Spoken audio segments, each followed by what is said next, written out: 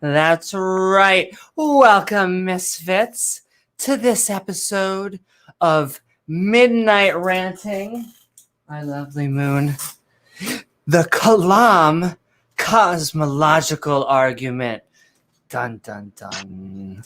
Where we speak about an argument that some claim is for the existence of a god. Wow. So come join James W. and myself, Amy Newman, where we set up two premises that lead to a conclusion of fun. Well, hopefully Allah won't shut us down before then. The Thought Adventure Boys, yeah.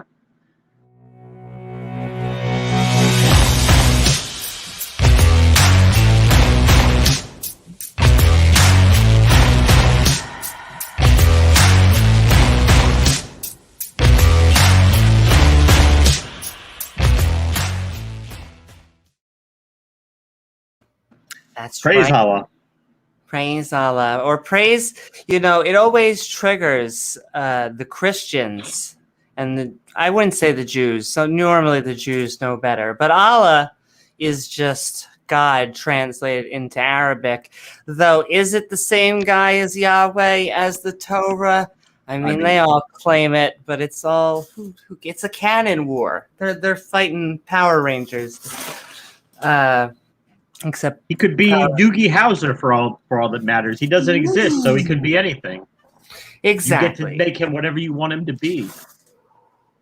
In your imagination. Wow. It's all fun until we start stabbing people over, which universe is cooler. Well, my imaginary friend flooded the planet and killed a bunch of people, so he's a badass friend to have, I'll tell you what. That's pretty badass, but he won't do it again. He won't do it again, but he will torture babies for eternity because he loves them. Oh, okay. See? It all comes around in the end. And they'll appreciate it. The babies in hell, they will thank God for the just and righteous torment that they're in because they deserve it. That's right. They never found Jeebus and therefore just got a roast and toast. But if you're feeling fancy out there on the inner tubes, don't forget to like, follow, or subscribe and hit that all button icon so you can get reminders to see our premieres or join our live streams. Sending love to all the people out there. Also, you should not get on an inner tube if you're at Dinosaur Adventureland because it is not, the water there is not the, they don't have a great track record for safety. Ugh. But Kent did say, hey, all the kids that didn't die had a good time. I mean, the rest of them are go, kids. Yeah, hey, now you're going to learn how to boil water. Yeah, like Aaron Ra. Hey, Aaron, how's your two sons? The two that I didn't kill yet. Yeah. Oh, my. That's right. That is truly a scene for a horror movie. I just like, bam, your kids are dead because of a strange fire. And, don't turn. That'll disrespect him. Disrespect him after he killed my kids. He might roast your other two. Once again, the good guy God. The good guy. All right. We're a skeptic channel, but after our opening statements, we'll be opening up the floodgates. We're not going to flood anybody. We won't drown the whole earth. We promise. We did so once before. We failed miserably at it. It ended up being a slip and slide. But, yeah, it didn't kill anybody. But with the only risk of a flooding is with Christians' tears. That might cause a flood. Right from our heart. But yes, a little bit of flooding. A lot of QQ. But we love you too. And the QQ. But we're a skeptic channel. But we're going to let you have your own opening and closing statements. Does it matter? Atheist or theist? Liberal or conservative? Come as you are. Just on the sheets. I know. Hi, baby. Bill Moonlight Clinton says hi. says it was on the dress, not on the sheets. So Oh, okay. Well, I mean, it's funny you talk about that particular event because we're going to be talking a lot about words. I get the feeling tonight, what does it mean to exist? Who really exists? What are thoughts? What are facts? What is the essence of life? Sir, There's an essence of life, but what is the essence of that essence? sir, Yep. This is Wendy's. I am No. Otangelo. I am Otangelo Grasso. I am here to convert you to Christian. Christian, you got to spread that good news. Good news of hell, yeah. If you would like to support the show, you can at patreon.com/Amy Newman, which helps us make even more fun content, woohoo, including awesome Patreons like our visual effects team. Dun, dun, dun. Is that Haley? Dun dun. Thank you so much, KO Champ, Sunday Odin. Oh God, it was too heavy. Have a sword fight. I need to get there. Yeah. A couple more months. I would like to have. You'll have the strength. Your strength will come back. It's funny you say that. I want to have a sword fight with Thor, but not really with weapons. Moving onward. But we're sending love to Oz from the Atheist Round Table and the network group Connecting Atheists. That's my connecting sound. Normalize and connect it. Feels Amy good, likes baby. to connect atheists, but not in the same way, Oh, yes, down under. Yeah. Exactly. But also sending love to Ian Davenport. Thank you, Ian. And as I learned, it's one aorta short, but as far as blushies go, very, very close enough. Correct. Trying to think of what the actual word would be, but anatomically correct, I believe, would be the right word. And there we go. To scale. Close enough. To scale. Well, it's to scale for my heart, definitely. For all of you out there who I love so much. But also, I am fighting the good fight. This is my typing. Oh, yeah. We have hacked through the YouTubes to try and say a grumpy. Oh, I thought you were gonna say Dark Dawkins became one of our Patreons. That is, I think, Amaretto's OnlyFans, but close. Oh, Darth is a member of her OnlyFans. Thank you, Grumpy. I think definitely. I think he was probably the first to sign up. But you got a curious turtle. Oh, don't we all? We gotta march through the Bible with our curious girdle. Oh, that looks good. I can't help it. It's my curious girdle. Thank you, Grumpy. Biblically accurate. But thank you so much, Grumpy. But also, 3 princesses in 1. Our Powerpuff Girl, Diana Smith. Thank you, Diane. Woo! Thank you. Thank you so much, Diana. But also, always on Discord. Yeah. Always, yeah. Well, we need to do more stuff on Discord. I saw. It's getting pretty active. Leo we're setting up actually a debate. I think Leo, traditional Catholic traditionalist, is going to show up Monday. He was whining about us being a non-neutral platform. Please, he's got God on his side. I mean, you're afraid of a couple weak little puny atheists when you've got the creator of the universe on your side. Yeah. I know exactly. You think that it would be the weights, these atheists, but you got God. You got the big G-man himself, and not just the YouTube user who clearly wins all debates, but the other big G-man. Amy promises not to go back in time and make the Virgin Mary not a virgin anymore. She won't do it. Oh, no. That stuff I leave to religion. When it comes to impregnating people against their will, yeah, I'll let Joseph and all of them figure that one out. Probably wouldn't be against her will, but then that would, make it, make the text a little more difficult to deal with, right? If you were Jesus' mother and Mary was also Jesus' mother, and then, yeah. No, it's all making sense. What if Jesus was trans? See, that's the real thing you got to think about. This is where Oz is like, well, if he's a myth, if he or she is a myth, they could be whatever they want, and that's true. That's true.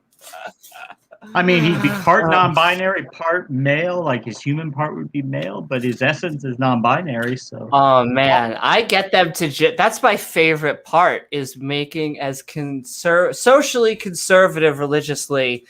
Trying to get them to like this almost postmodernist position to where they're like, very nuanced position. God is male and female and genderless, and I don't even understand why you don't understand this. Yeah, it's all genders, no genders. He's only one and not the other, all at the same time. Oh, real and he's not real. He's God and he's Santa Claus. He's over there. But he's also in your rectum right now. My favorite part is, I guess, just about the atheist theism banter is when the theists try to use like, you silly evolutionists with your myths, because I feel like in the back of their head they've heard, their life's dearest answers that they have believed since childhood called a mythology correctly. I mean, it is mythology. When they do it to Loki, it is somehow like a good thing. We're like, look at how steeped in mythology it is now that Loki's so hot. Always hot in my heart. But Amy, we've got my God. I've got this book. Let me tell you about this book. Amy. This book was written by people who God talked to directly. And he talked to this one Bronze Age tribe of nomadic goat herders in the Levant. And he told them everything they needed to know. He made them their people, and they made him their God, and he gave them all these rules. And thankfully, we have it today. And if science wants to go against what God says, who are you going to trust? The guy who made it all, or the guy who can't even figure out why pi is infinite? I mean, come on. Gonna be honest, the moment you said that, I said Ghostbusters. But yes, I mean, who are you really gonna trust? Are you really gonna trust this scientific textbook that has been rigorously texted by their peers and riddled, the one that says coming from a rock, and riddled down to where even the rivals of opposing theories have to actually come to the conclusion that this is what accurately represents reality, or in extremely, and I'm talking not just like kind of old, very old, older than others. Okay, I don't want you to think that it's like not older than others, because why would that be good? But really old book that cannot be changed, cannot be edited, and they're like, it's enough of the straw man. But come on, who are you gonna trust? It's about what they're saying. Yeah, it's not too far off.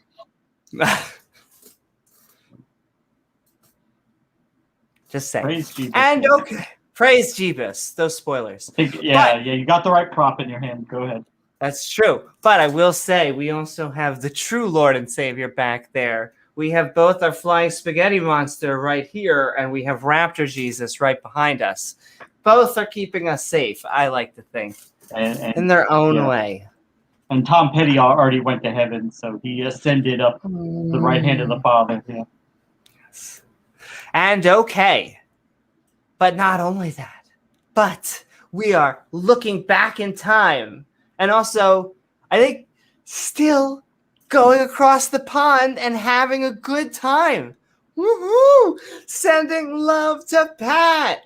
Woohoo! Pat Lowinger. Thank you, Pat.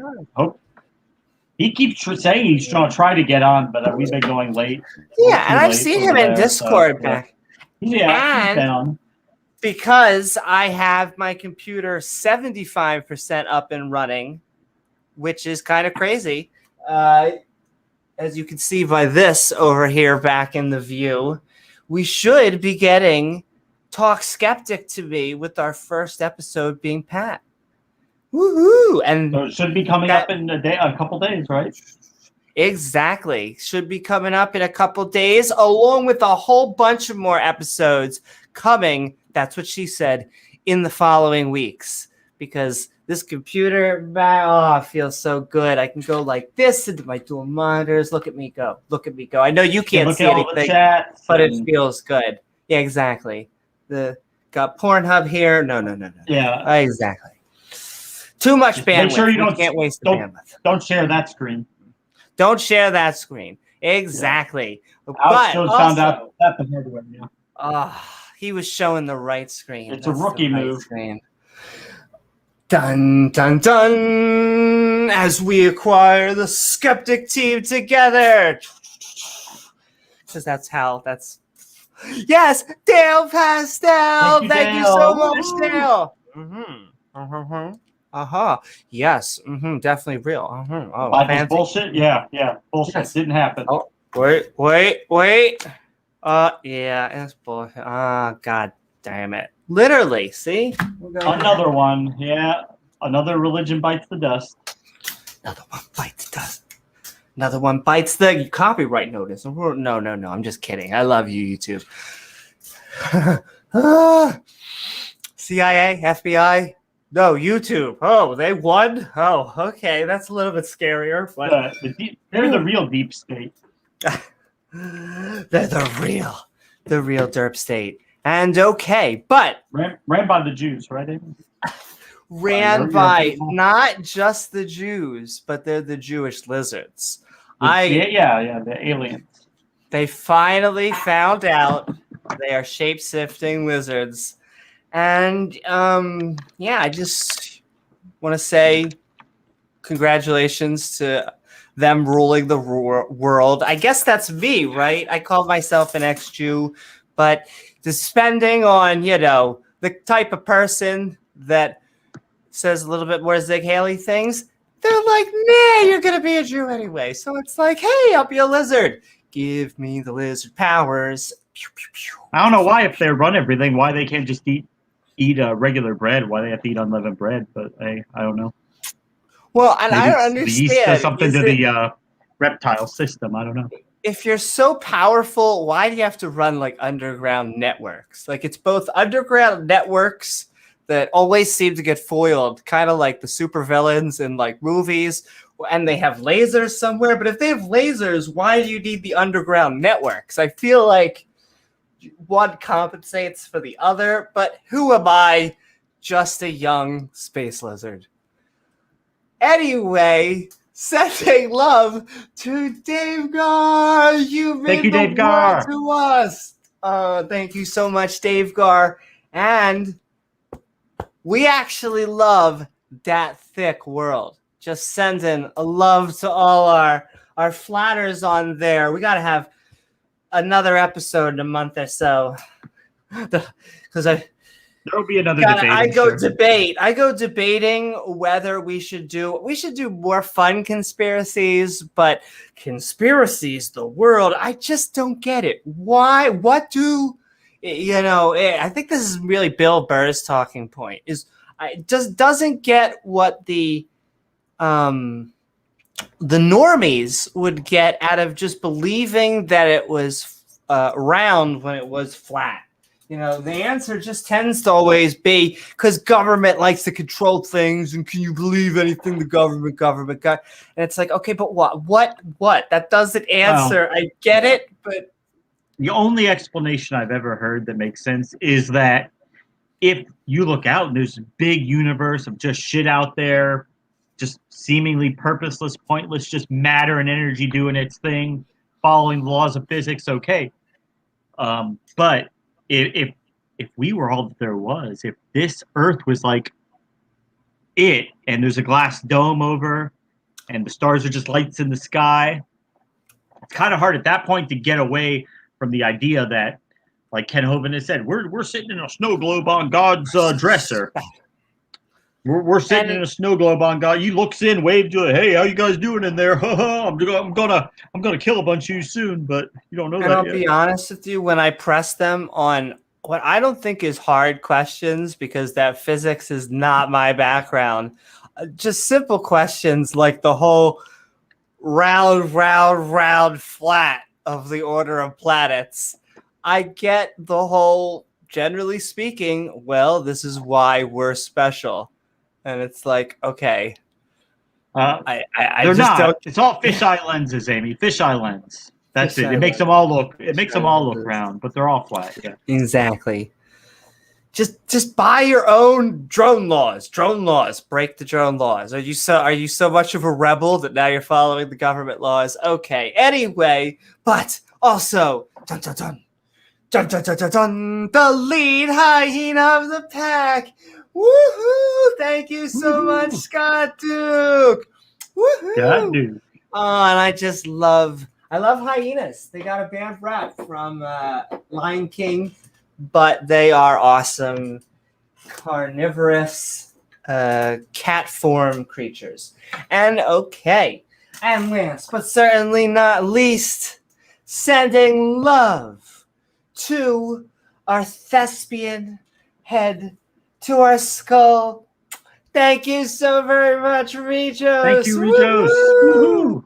And thank you to all our viewers, our chat, and our Patreons. You guys are who make this possible. And with that, do jazz hands. The Kalam Cosmological Argument.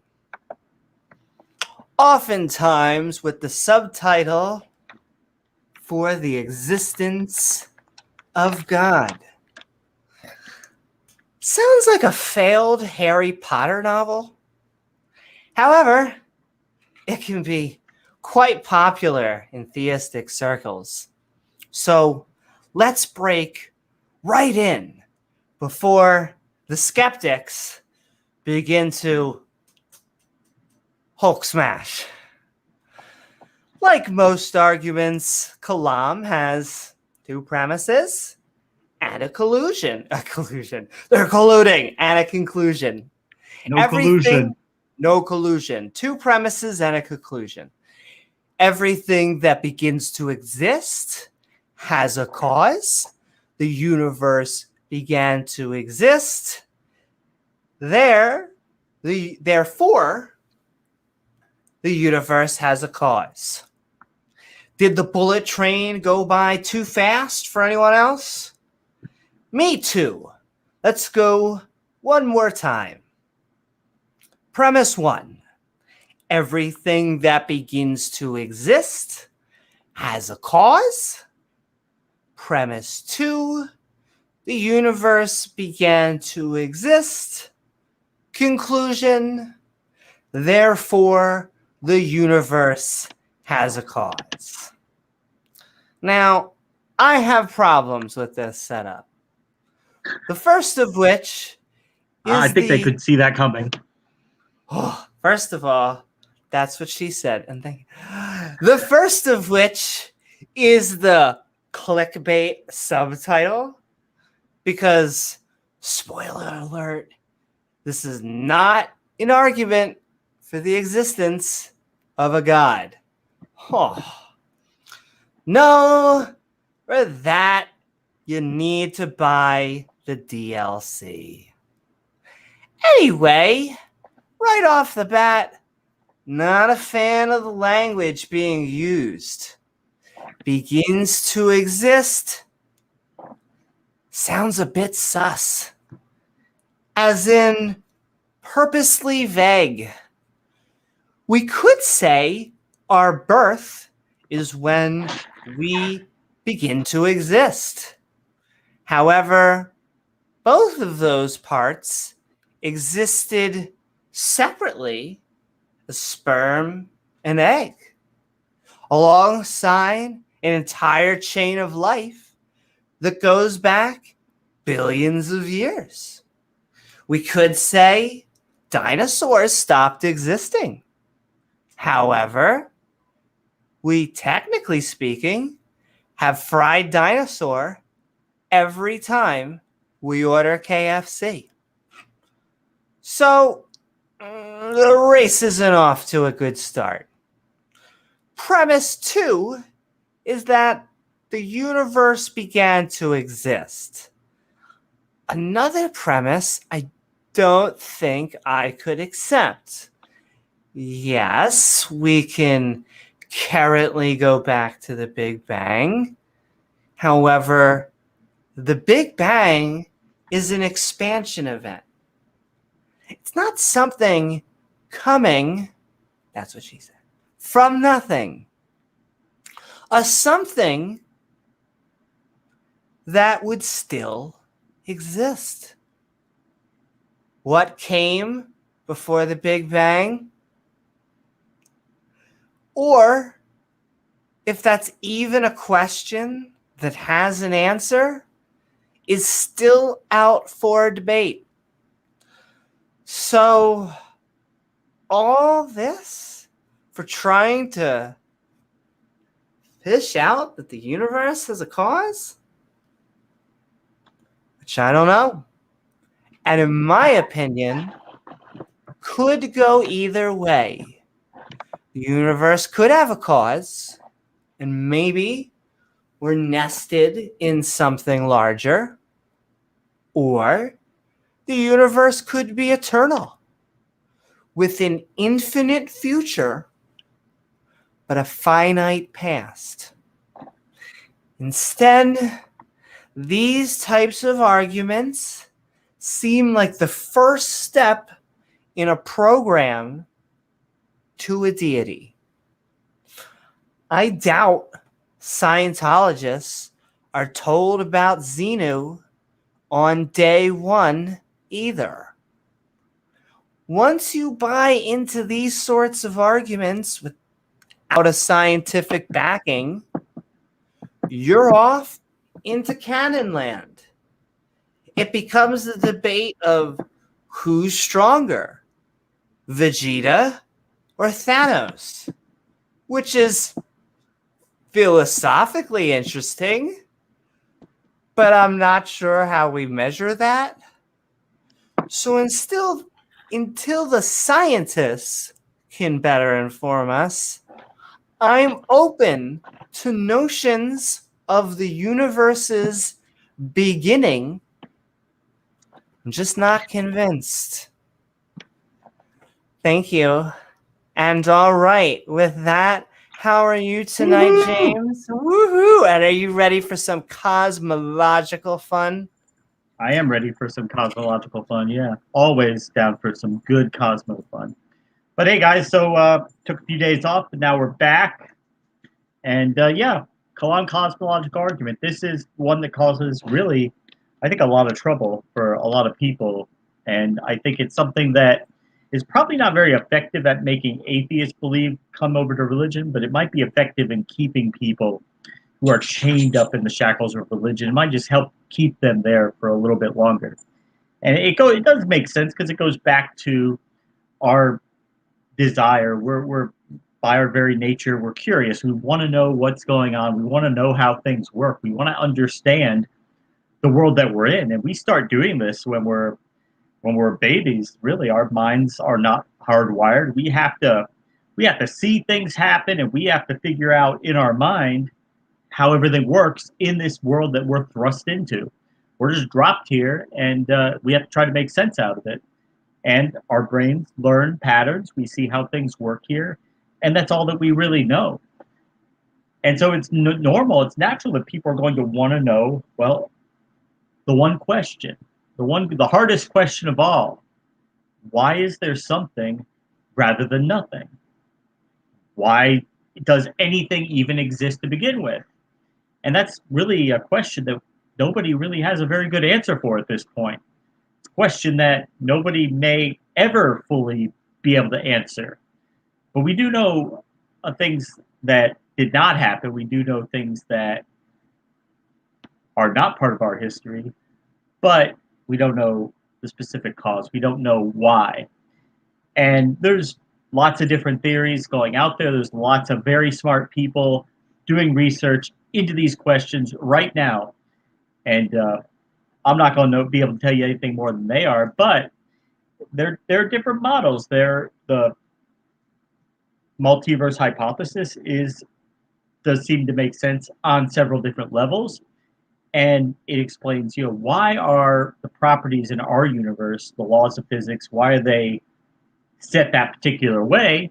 One way that you could look at it as well, in this sea of infinite universes, each universe could have a different property. So in our universe, in the universe we find ourselves in, things like causality and things like time are very important. They're very key to everything we understand about the universe.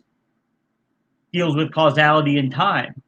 And we even know from Einstein that time is not exactly the most linear. It's not at its base quite as linear as we like to think of it, that there are things that can mess with time, mass, speed.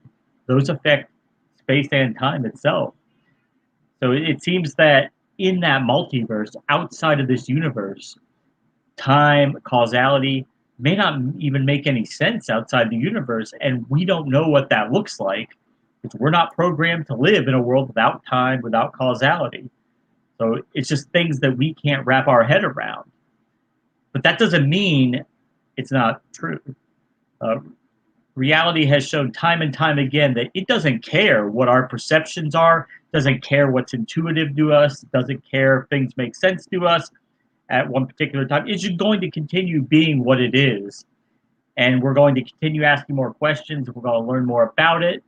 And from my perspective, it's very, very unsatisfying to just pick an answer that you like and just deem that unquestionable and simply move on. I think you'd have to be a very incurious person to do something like that. You only really hear that when you're talking to kids. And I think we all remember being when you're a kid and you keep at why.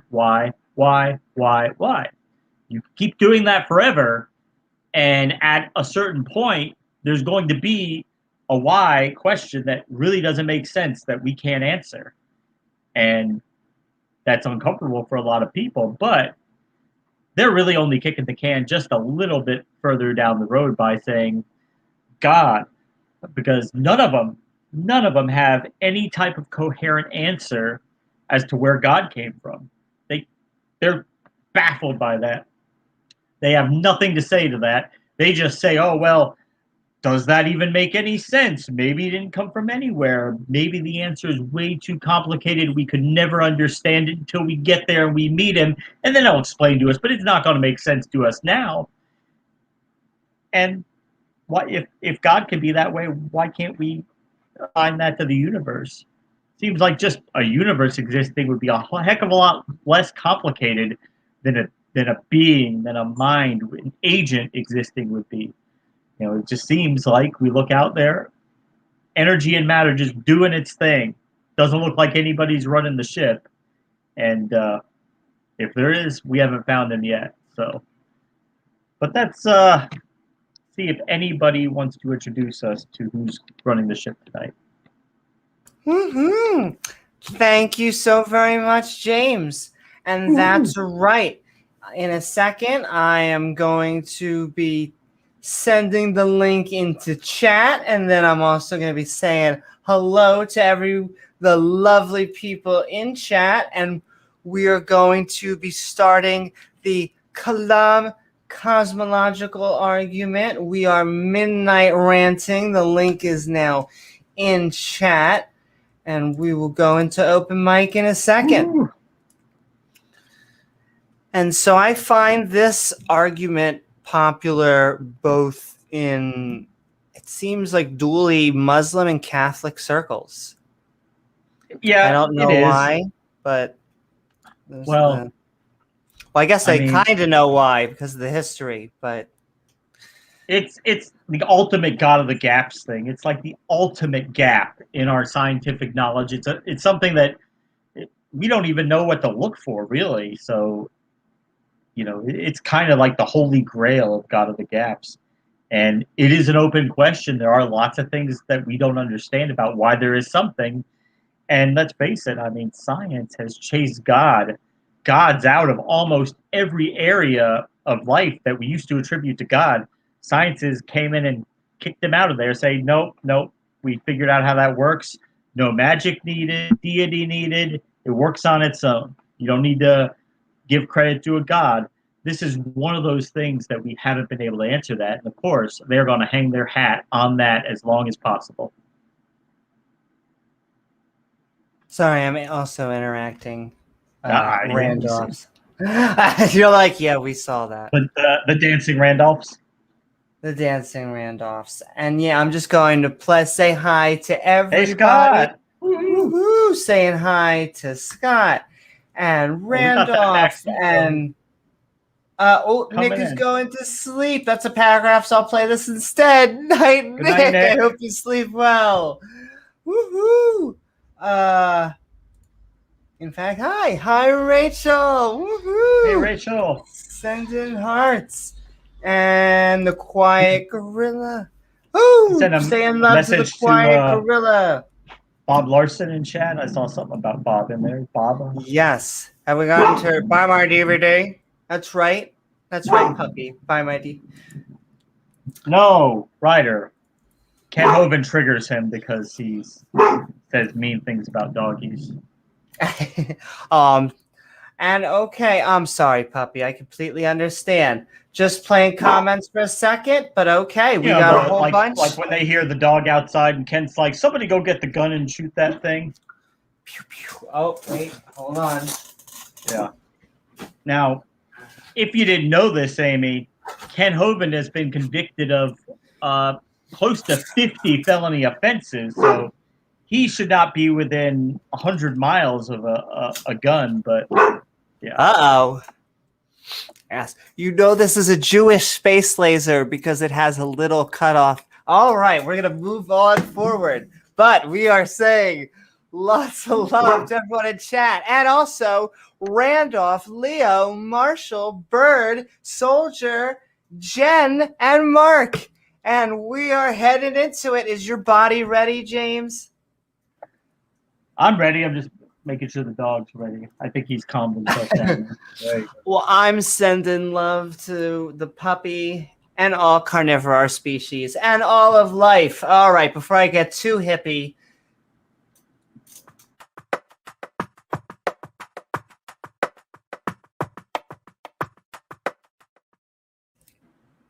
Once again, hyenas and dogs. And woohoo! All right. With that, we are moving into our open mic, into the Kalam Cosmological argument. Hello, Randolph. I was going to, this is our chance, because it is popular for both Catholics and Muslims, to say, Assalamu alaikum. Randolph, I hope you are doing good. And what are your thoughts about the topic or anything we've been talking about tonight? Hey, Randolph. Hey, it's good to hear from both of you. And yeah, it's everyone's feeling lazy in my part of the world right now because the temperatures are quite hot for us here. 33 degrees in metric. Apparently that's about 91 in imperial. But some people are telling us that's not very hot. We're just not used to this being this hot here.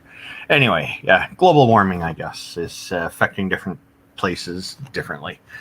So, yeah, the Kalam cosmological argument is, you're right. It's, I like the way you described it. You make it interesting to listen to because a lot of people talk about it and it's boring.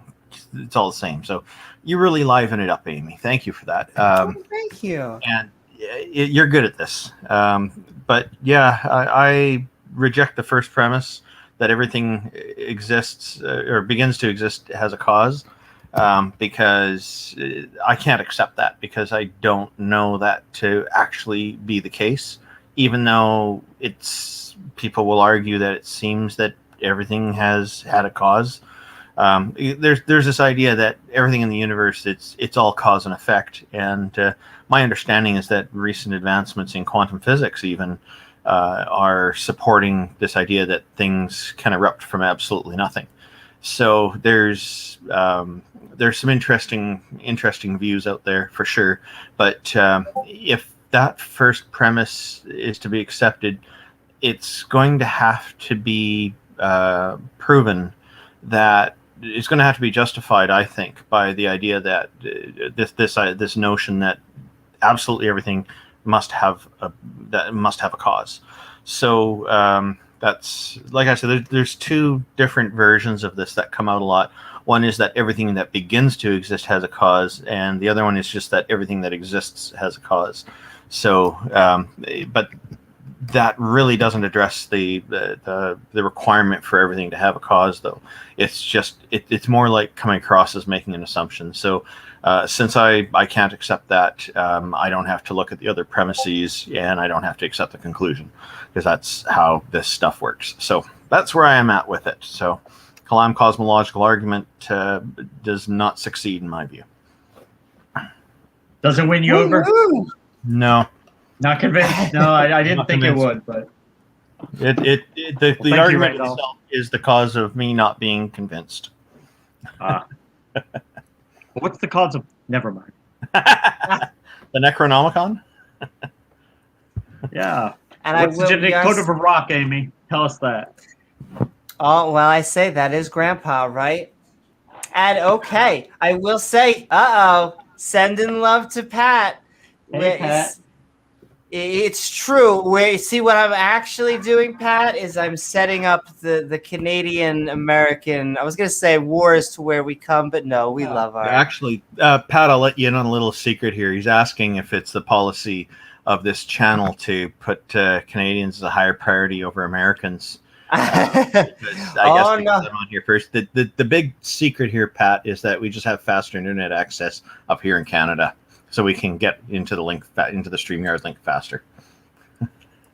Well, I had another thing set up. Oh, what were you going to say? I was just going to say, we protect you guys, right? Because you guys get to invest more in your infrastructure, so we'll take the credit for that one too. You protect us?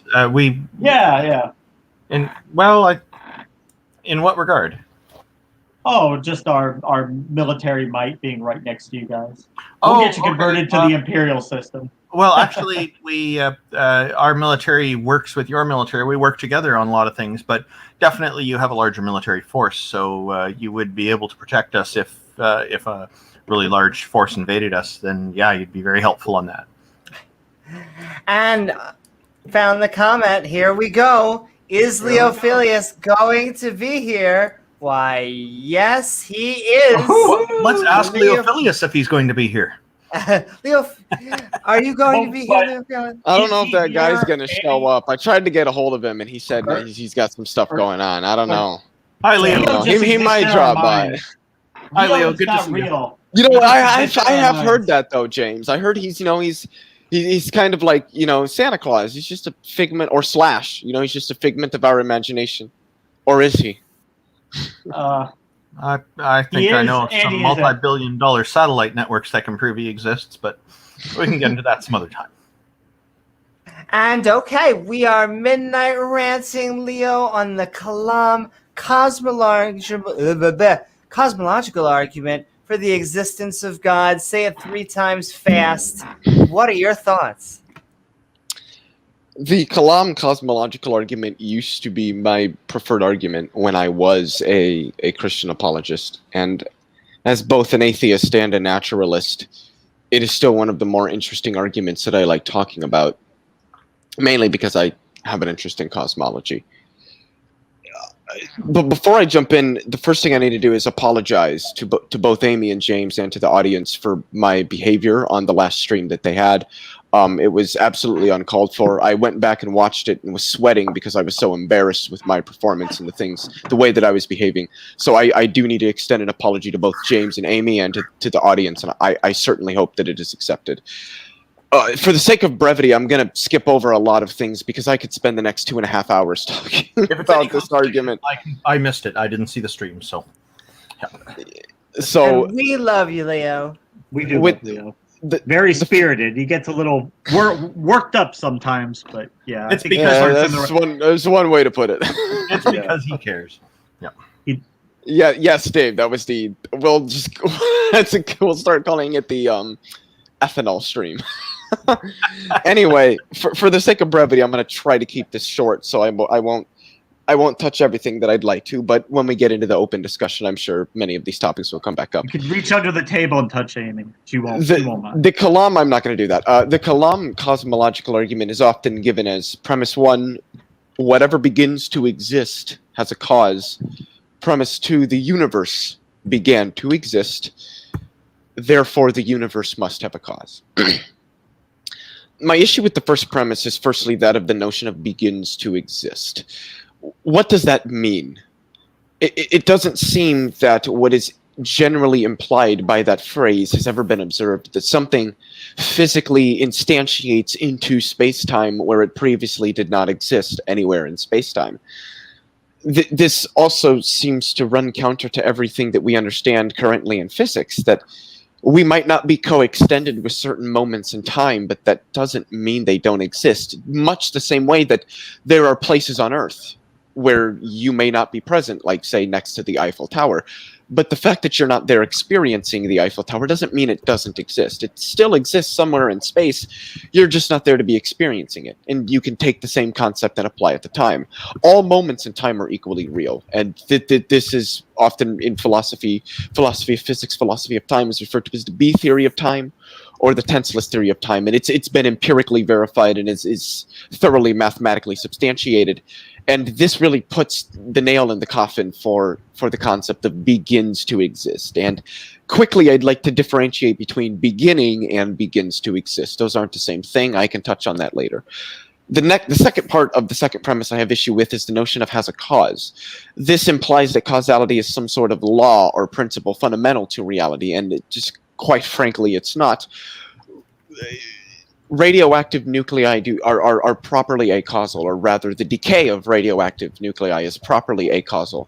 When a photon stochastically transforms into or rather decays into an electron-positron pair, that is stochastic. It is properly acausal. There are numerous events that occur at the quantum level of reality, as Randolph Richardson alluded to briefly in his introduction, that have in fact shown that causality is not a fundamental aspect of reality. It is much like temperature. It emerges out of the fundamental interactions and structures that the most basic aspects of reality engage in, but isn't present in those actions and reactions themselves.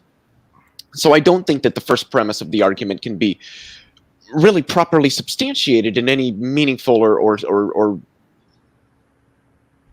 or substantive manner.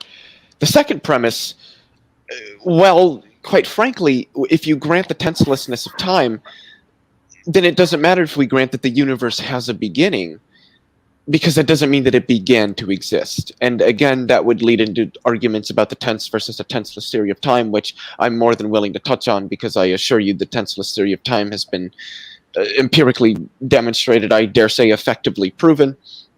But beyond that, we don't have any knowledge of what space-time was like, what matter and energy were doing, any of that, prior to about 10 to the negative 32nd seconds after the Big Bang, or about a trillionth of a trillionth of a trillionth of a trillionth of a second after t equals 0. So we can't actually make any statements about what the earliest moments of the universe's evolution were doing, what was going on there, what it was like. There are numerous models that have an absolute earliest moment in space-time. Personally, I believe that there is an absolute earliest point in space-time, but there are also many, many models that do not have an absolute earliest point in space-time that take space-time and extend it indefinitely into the past. And they are both physically and mathematically viable models. Whether or not they are true or accurate is a different question entirely. To wrap up, I would just quote Sean Carroll. The Big Bang is not the beginning of the universe.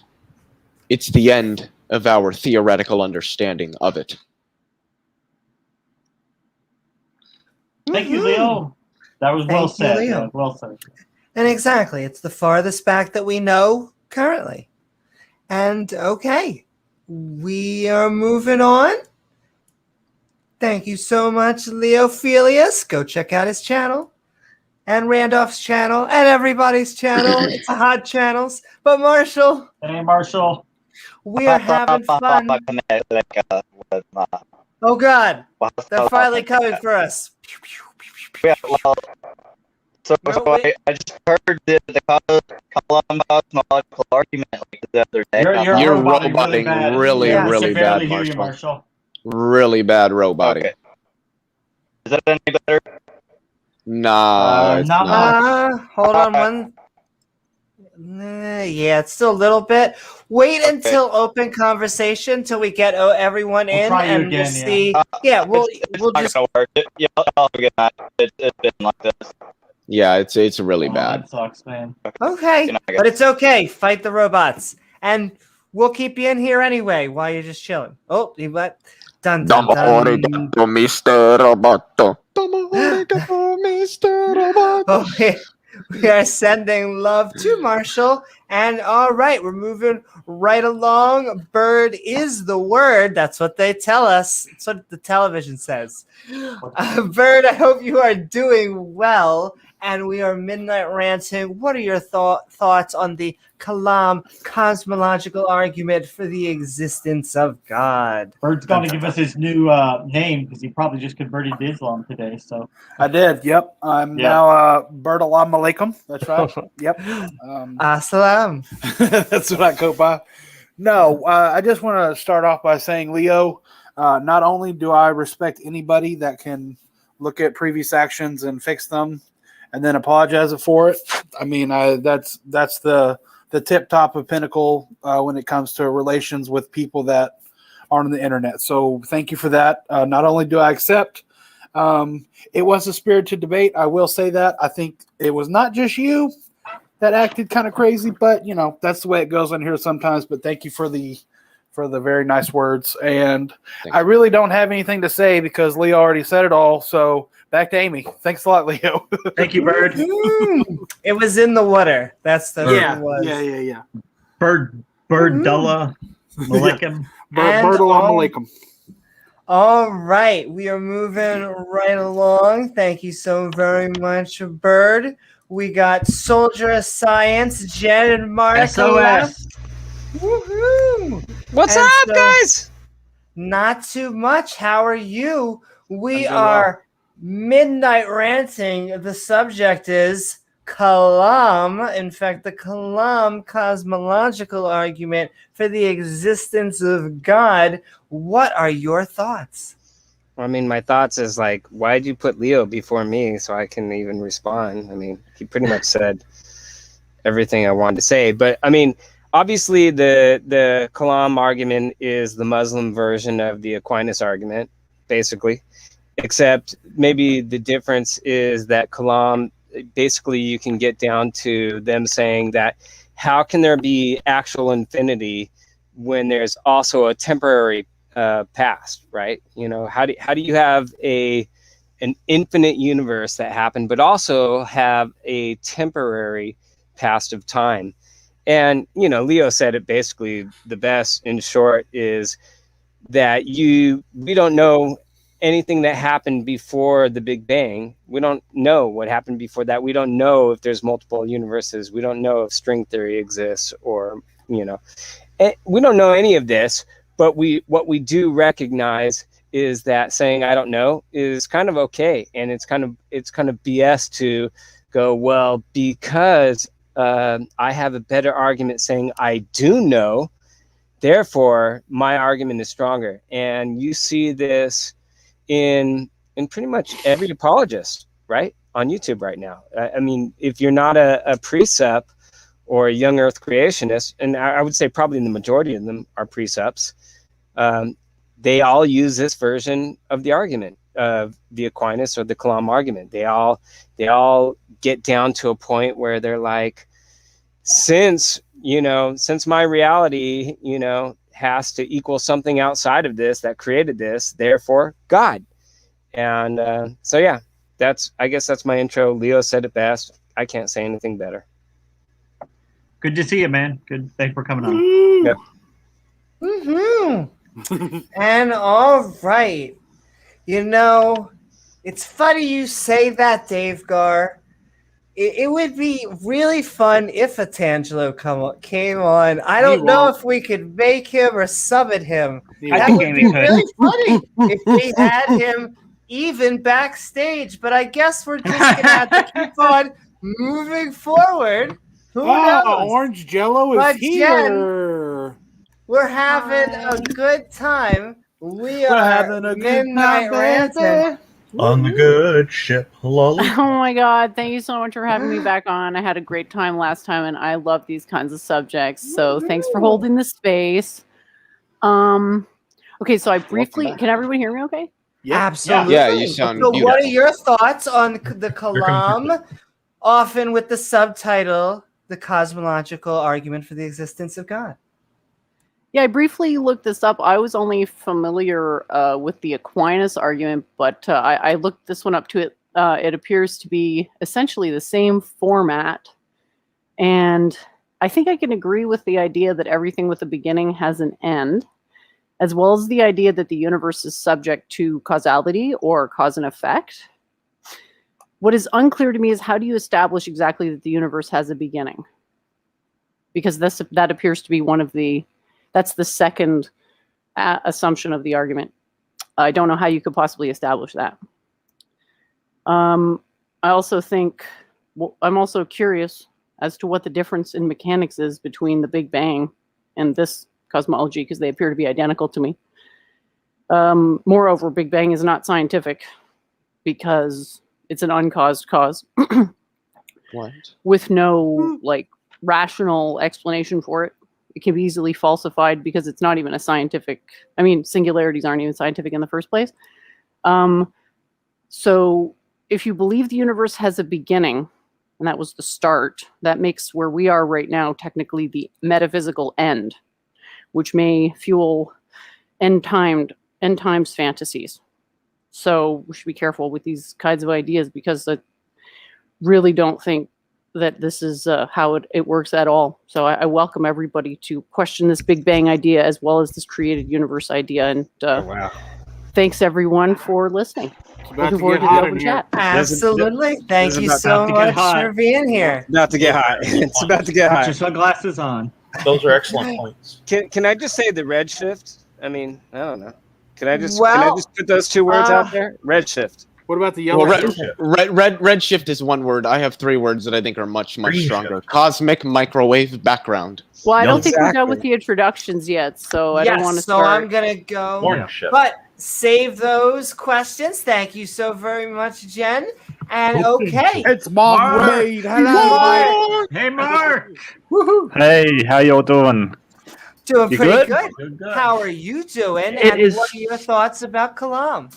It is so good to see you all, and Leo, I just want to say, I think again, I really admire that you've said, "Hey, I've done something wrong, and I'm going to own up." I didn't see it, but I think it's good, and I've popped off many a time myself, and generally I try to be pretty calm and everything, but it happens, and you just got to go, okay, that's something I did that probably wasn't the most appropriate behavior.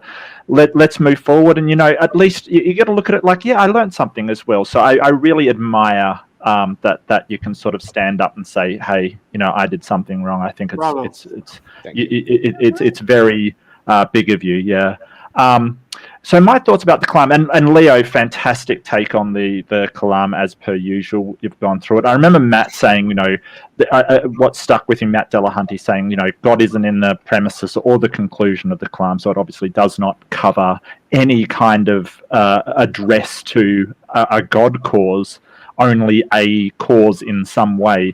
We've got no idea if that cause is a god or whether it is a purely material or, a purely natural cause in some way. My issue with the beginning thing, and I'd like to run this by you and the rest of the panel actually to see if it's got any merit, is sort of my thoughts on when people say the beginning of something. it's like a ship of Theseus, Theseus. Like, just say you're building a ship and you're trying to, put all the parts together and stuff. When is the beginning of that ship? When does it happen? Like, you file down the planks. Is it when you've chopped the first tree, or is it when you've made the main frame, or is it when the ship is fully complete? And if it is when the ship is fully complete and you set sail and you accidentally forget the anchor, is that ship not a ship? It's really hard to determine, the beginning of something in our universe. Like, it can be at any time arbitrarily that you decide that it is. And so what we kind of see, and I did mention this in the back room, was that really what we see is changes of state. Like, for instance, the ship gets a slow, steady change of state until, there's no real beginning. It just slowly changes over time until it resembles something that we arbitrarily call a ship. And I think the other thought that I did have is that, at some point we've got to bring up the WLC DLC, the William Lane Craig editions that you can get with the Kalam, which is not technically the Kalam. I guess it's a cosmological argument that he adds stuff onto, but I think we've got to address that, what is it, the timeless, spaceless, intelligent, personal things that he slaps onto the end of the Kalam. Yeah, and that's really both of my thoughts. It's really good to see everybody. Really good to be here. Good to be back. Hope you're doing well. Yeah, really good. Yeah, Hi, that's also Hello. the DLC. Good to hear You can't from you, get Mark. there unless you can buy the expansion packs. That's where God's We hiding. call them WLC. What does Mr. Batman say? I could prove a loving, logical, lawgiver God, and you going to hell. How do you explain the law of identity, sir? Law of excluded middle, non-contradiction. So I hate to be the antagonist, but Then don't. Well, Repent or perish. I would say before, don't do it yet, because we're actually gonna bring in someone who might have a different viewpoint. Orange cool. Jello. So yes, and we actually have two people backstage because someone just joined. Someone just joined in after him. But thank you so very much, Mark and Tangelo. We are Midnight Ranting. Hey. We are having fun speaking about the Kalam cosmological argument for the existence of God. I hope you are doing well. And what are your thoughts about the topic or anything that we've been talking about tonight? Yes, hello guys. Following, I think that the universe had a beginning. There are three main reasons for that. One is science, and I can quote two scientists, Alexander Vilenkin. He said inflation cannot be eternal and must have some sort of a beginning. And even Richard Dawkins said the fact that life evolved out of nearly nothing some 10 billion years after the universe evolved out of literally nothing is a fact so staggering that I would be mad to attempt to do it justice.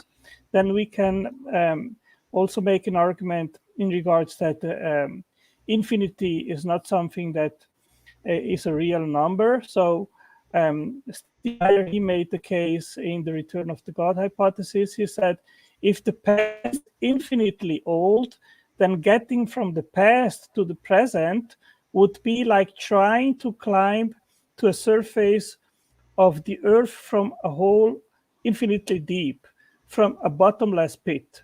Is God not infinite? Hold on. His intro. Sorry. As one contemporary philosopher has characterized the problem, one could get no foothold in an infinite temporal series of events, of even get started. For to get to any point, one already has to have crossed infinity. And then we have also the problem of the second law of thermodynamics. And Luke Barnes says the fine-tuning of the universe for intelligent life, quote, the origin of the second law of thermodynamics and the arrow of time is suspiciously missing from the scientific literature. Why? Because it is one of the deepest problems in physics. So The problem is that you have to start from a low entropy state. It goes into a high entropy state to a point where there will be a heat death, and there is no known physical mechanism which could go back to a low state of thermodynamics. So this is a big problem, and I think these three main reasons, they point very clearly to the fact that the universe had a beginning and therefore a cause.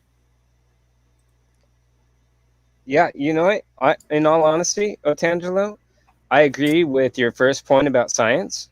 Yeah, absolutely. I mean, I think absolutely science, which I was going to say to Mark that I kind of disagree that the ship analogy was equating to how you can measure the beginning of the universe, because the ship analogy is more like an opinion of when something that humans create, when that begins, versus being able to have scientific tools to measure when the actual universe begins.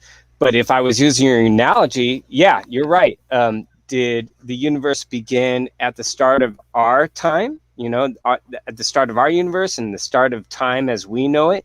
Or was the universe going on before that and there's a contraction inflation that's been going on forever? Or whether it's multiple universes that are creating these blips that happen. So I wanted to say, Mark, I kind of wanted to push back, but Otangelo, okay. I agree on the science part. I agree with, I disagree on your second point where you said infinite is not a real number, because if you agree that there is a God, then you would agree that God is infinite. And so that would be against your second point, just logically, right? And so I'm going to let Antangelo respond, and then we're going to get Immutable in, and then we're going into open conversation. Though I think Oz wants to come on too. But Antangelo? Yes, of course, God would be existing in a realm which is timeless. So that would solve the problem of infinity. In regards of a multiverse, the problem which I see is actually that in order to have the right expansion rate of the universe, I can quote here in the paper, "Do we live in the best of all possible worlds, the fine-tuning of the constants in nature?" That paper states, the evolution of the universe is characterized by a delicate balance of its inventory, a balance between attraction and repulsion, between expansion and contraction. It mentions that paper mentions 4 parameters that must be finely tuned. There is a 5th, which is mentioned in Martin Rees' book, Just 6 Numbers. Now you have here first the gravitational constant. I thought this stream was about the Kalam cosmological argument. And that doesn't really address what Soldier of Science said at all. It's like a second introduction. Can I answer to your point in regards of the multiverse? Let's talk about the Kalam first. That is what you addressed, and I would like to answer to that. I think it is relevant. You have here 5 parameters which must be finely tuned. That is the gravitational constant, 1 to the 60th power. Omega, the density of dark matter, is 1 to 10 to the 62nd power. The Hubble constant is 1 part in 10 to the 60th power. Otangelo, I don't mean to cut you off. I don't mean to cut you off. But do you know why atheists reject this? Please, I would like to finish. Can I finish, please? Sure. And then we have to get Immutable on. So yeah, we'd like you to finish. Wrap up the point. Then you have third, the Hubble constant, which is finely tuned in 1 to the 60th power. Then lambda, the cosmological constant, 1 to 10 to the 122nd power, and the primordial fluctuations. What does that mean? If there would we don't know what it means, and neither do you. Can I finish, please? Okay. So, if you state a multiverse, then in order to have just 1 to the 18th attempts, it would require 30 billion years to have. Can I tell you why this is? No, we need to get Immutable in here. Okay. Wait, hold on, Otangelo, were you done? I would like to. No, I've not. Okay, let Otangelo finish. And then we need to get Immutable in here. Try to wrap it up. Okay, so that means that the multiverse proposal is not only completely nonsensical and not evidence-based, it is just a made-up explanation of the fine-tuning. And second, it would just shift the problem further back because a multiverse would also require a beginning and then a cause. So what? Thank you. And so we will go. We have actually two people backstage. We have both Immutable Destiny and Oz. Thank you so very much for your opening on Tangelo, but we're about to go into open conversation in a second anyway, so we'll be able to have good back and forth. So thank you, man, Tangelo. We're moving along. Immutable. We're having a good time. Dun, dun, dun, talking about Kalam, baby. We're Midnight Ranting. I hope you're doing good, Immutable. What are your thoughts about the subject or anything we've been talking about tonight? Amy, did you read the private chat? I think Leo covered the Kalam in enough detail for all of us to essentially say the same thing, just in a more sloppy way. The only thing I'll mention in regards to the point I heard most recently was that, unfortunately, naive probability can lead you to some interesting conclusions that are fairly false.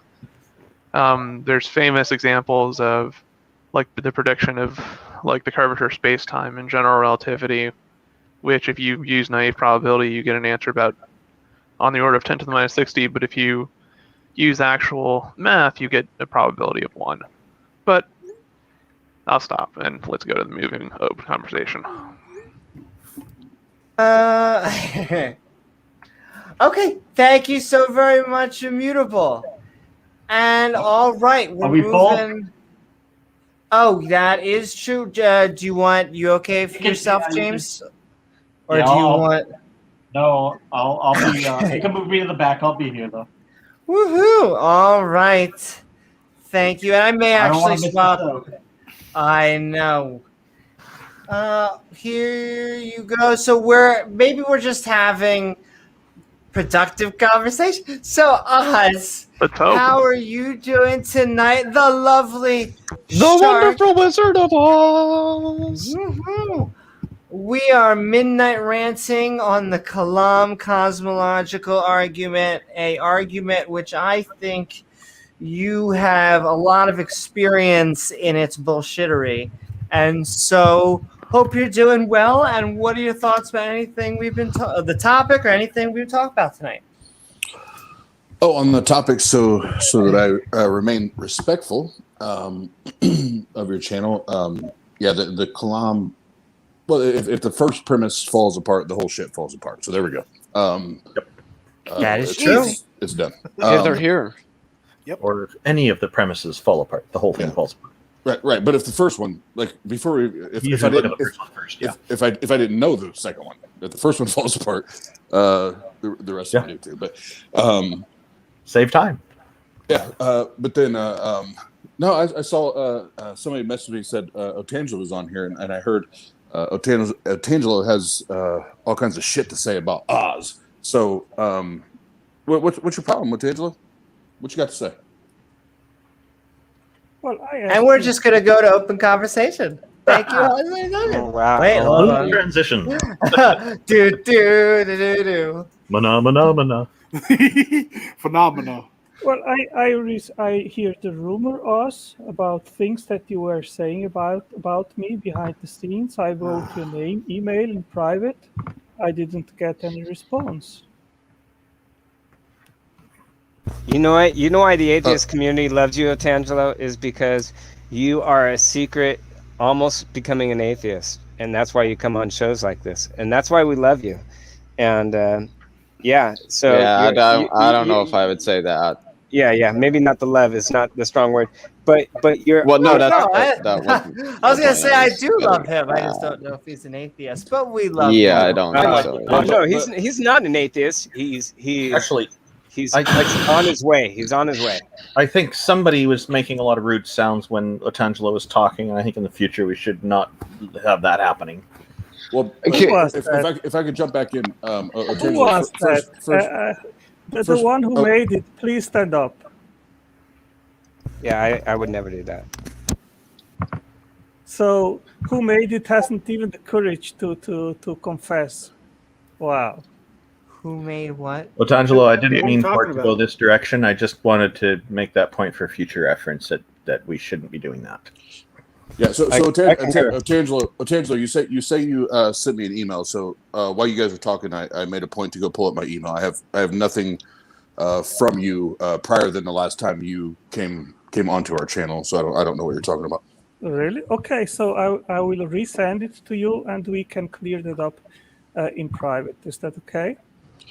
Well, that would had I not heard a couple references to you saying my name publicly and smearing my name, I would say, okay, cool, we can call it is what it is. But if you're going to do it publicly, then let's do it publicly. That way, we have we have witnesses and accountability to what the fuck it is you're actually saying. Okay, so can you quote what I said in public and where eventually? Let's see.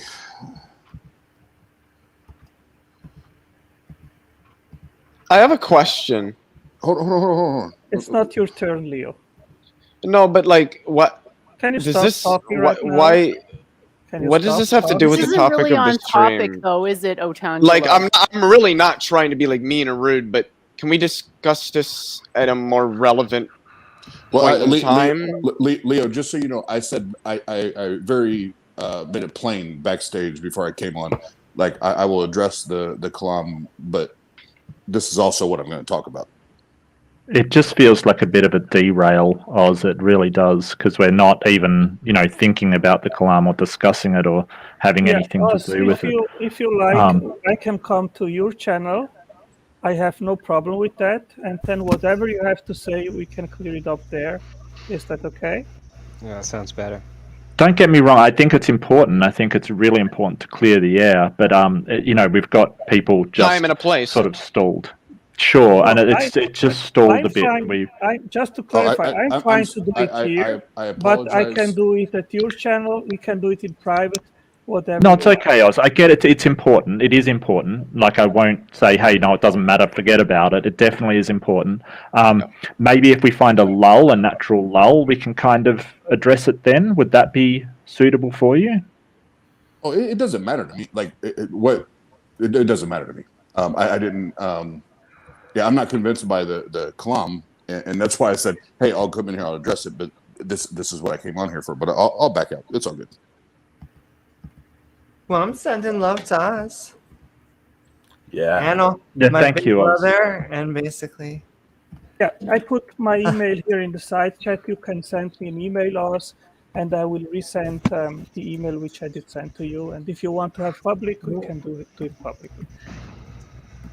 And something to bring back in, James. I know this is like the weirdest transition ever, but now I can't help it because Oz is still doing it, and it seems like a weird time to it, but I'm going to do it anyway. There is a book out there we are going through. And in fact, spoiler, I actually have my copy coming in the mail because I like hard copies. That's what she said. Hello. Of the Atheist Handbook to the Old Testament. Right. So go check that out. I think it's actually been a #1 bestseller in the atheist category, and I swear it has been because of one hype man and one hype man alone. Even Praise got a copy. Of course, he wants an autograph. Yeah. So that'd be a good idea. Do like a review, and I want to do. That's a good idea. Use it along with. I'm going to start using it along with our Bible studies. We got many more books to go, and with the Bible. So can I correct a conversation that's sort of been happening in the side chat between Immutable and Jen? Sure. Not really correct. The word "correct" isn't the right word because I shouldn't have used that word. Just sort of explicate on this. So the first thing that needs to be said: the Big Bang makes no statements about the origin of the universe. That seems counterintuitive because most people think of that when they think of the Big Bang, but the Big Bang actually does not deal with the origins of the universe. We thought it did, and then we discovered, it doesn't. It deals with what happens after the earliest moments in the universe. So anybody who goes to prior to the Big Bang phase to sort of try to make this idea that the Big Bang doesn't make any sense, it's not going to work because the Big Bang doesn't apply to those moments. All the Big Bang states is that the universe at one point was in an extremely dense, extremely hot state, and it's because of that the cosmic microwave background exists. It's the result of photons decoupling from matter when the universe cooled down enough to allow for stable neutral hydrogen atoms to form. And because of that, photons decoupled from the electrons and the protons and were capable of free streaming through the vacuum of space, and we can detect those photons to this day. It exists as sort of a thermal bath permeating the whole of space-time, and we call it the cosmic microwave background. It is effectively observational proof that the universe was in a very hot, very dense state very early in its evolution. 14 what would I you don't say? think it proves that But was at it all. a state of zero entropy or almost zero entropy, Leo? It probably. I don't know what. I don't know what zero entropy means. Low entropy, yes. Why it was Very low low entropy, entropy. we don't know. There might not be an answer to That that might be particular Jed's hang question. up of the entropy problem. Well, the issue Being is the that Church of Big Bang Entropy. is not scientific. Period. What do you It's a mean? singularity. In what way is it not Wait, hold on, scientific? hold on. Let You Jen do finish. Let Jen It's a finish. realize- singularity. Period. you do Singularity realize- is a place where cause and effect breaks down. That's unscientific because science is the treatise of cause and effect. Period. The Big Bang So- doesn't religious include a argument. singularity. Singularities don't actually up. exist. They're Look it math. up on, I Wikipedia. have. It'll tell you that Singularities Big Bang is a are singularity. mathematical objects that occur when limit within functions become I know what they undefined, are. or when Okay, I functions don't need you become to define non-differentiable Guys, along hold some on one asymptote. second. Hold on. You're hold on. aware. The only Stop, reason guys, come on, come on. singularities. I'm just trying to explain it, and then I everybody know, else. but I'm Amy's familiar trying to with chime these in. arguments. Can But I can can I get grab familiar with these better. arguments. I have a better idea. I just want to know more what she thinks. So, taking just Hubble's law, what do you think happened when we go back? If everything is expanding, what happens when we go to that point? Can we go to that point? First of all, we got to look at what does the Big Bang predict. So if it indeed happened, it predicts that the amount of red shifting and blue shifting should be the same because of Doesn't what's predict called a blue random shift. distribution. Okay? So if it's really randomized, you should expect that half of the galaxies should be blue shifted and half of them should be red shifted approximately. What? But what do we observe? No, I'm sorry. We don't Leo. observe I don't that, know. I don't know Yeah, where the you Big draw Bang that. doesn't predict that. It I doesn't don't know predict where any you blue draw shift that at all. No, it expectation doesn't. from the Big Yeah, Bang. yes, and I'm afraid it does. How could it that. predict that when the expansion of space-time is a metric expansion of its scale outward from any point from which you observe it? You wouldn't be capable of observing a blue shift.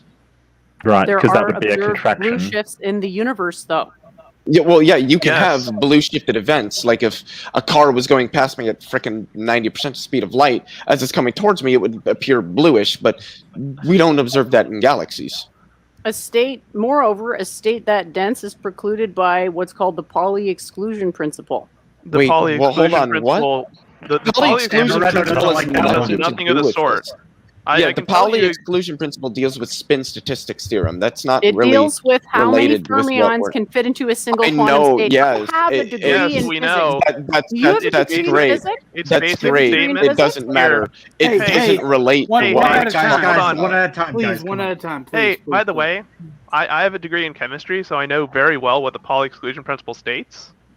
The As it Pauli applies to exclusion principle- chemistry, which has to do with Yes, the electrons I on know, an atom, and it- not to do yes, with fermions in dark yes, matter. I know. and Electrons it are doesn't- fermions. Hold on, Leo. And it doesn't apply to anything regarding singularities. All it states is that the permissible quantum states of a system must be discrete. It means It says states- nothing. It Can says two nothing fermions at go into all. the same quantum state? No, they can't. That's right, and that means that there is a maximum limit to how dense something can be. That which says is all nothing about fermions in the density. quantum Nope. states. That No. says Yes, nothing I'm about afraid density. that is what it is. So the Big Where Bang do is you not a derive? thing. No. Where do you To come back derive to Amy's density? question originally, Where do you which was derive where's density? the beginning? Okay. Where To do come you back derive? to Amy's original where do you question derive there, You're which I just do going. wanna You're get just going to Where ignore do you derive questions people are density? asking you. I want to get to Amy's Where- question because I haven't I'm Yeah, asking because you you're a being question asked too. questions that you can't answer. Well, how Can you let about me that finish? you So answer Can the I- question, Jen, can and I then we get my go question? over to Amy. since you asked me the Amy's question? There is no a lot of beginning to questions the universe. I've heard your talking points before, and I still have my question. Okay, can I answer in regards of the singularity? Oh my god. D'Angelo, I wasn't involving you. No offense. I still never got to explain the whole singularity thing fully either. Where do you derive singularity from spin statistics? The Big Bang is a singularity. Look it up on Wikipedia. Wait, I'm not no, the one it's who not. stated this. How do Look, you get? I don't know what your problem is, kid, but you don't know any of this stuff, okay? So why don't you stop interrupting? Young girl. This isn't an argument. girl. You didn't Leo, give an stop. argument. Leo, you are Is appealing interrupting. to age No, I'm somehow not. supposed to Yes, you are. effectively No, I'm not. I'm a nullify little Angelo, my annoyed point? at Leo for being so young yet so arrogant. You should Yeah, be this isn't listening an and learning, young argument. man. This isn't an argument. Can you provide an argument to anything that I've said, please? I have stated several excellent arguments, No, which you have been haven't. No, you really dismissed by haven't. you people. You've said the Big Listen. Bang You is really a singularity, and I explained how it's not. Do we need to go on Wikipedia and look it You- up where it's going to say that it's a Wikipedia, singularity? yes. Go to Wikipedia. You Go to you go to Wikipedia. Wikipedia, and I will continue to go to the people with PhDs in the subject that have led the field for 40+ years. And AJ, I saw you backstage. He's going in and out. But if you come on here, I'll get you in here. That would make Amy very Here excited. we go. Yes, And by the way, if we're going to use age as an argument, then we Yeah, I should was be gonna mention taking that. we should be taking people like Sir Roger Penrose seriously in regards to his opinions Leonard on Susskind. cosmology, and people that are Just all because older than us. children don't have a lot of experience and therefore shouldn't talk out of turn doesn't mean that every adult knows stuff. Do you understand how I that's think So, that's totally a illogical? very, are you dishonest claiming you know type of better than argument. PhD astrophysicists? I'm Well, claiming what's that your I have a claim? model that actually makes predictions. And What's they your don't. model? What's your Where model? is your Wait, hold on. model? If they don't have a model, then Hold on. why is that what they used? Where is your model published?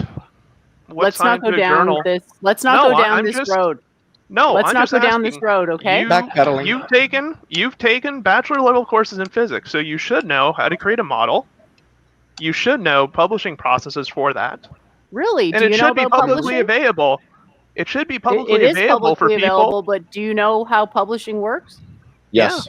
I Is it do. a racket, which is highly controlled from the top? No. It's governed by No. peers, which Not govern, at all. Oh, which govern the peers, validity really? of the theory. Peers. Okay, well, point out We're, my we're peers going off then. on a no tangent. Yeah. Exactly. Can't go Like, on a no tangent. So judge the the answer arguments is- on their merits. So the answer to my question is no. You don't have a model that's been published and criticized by people.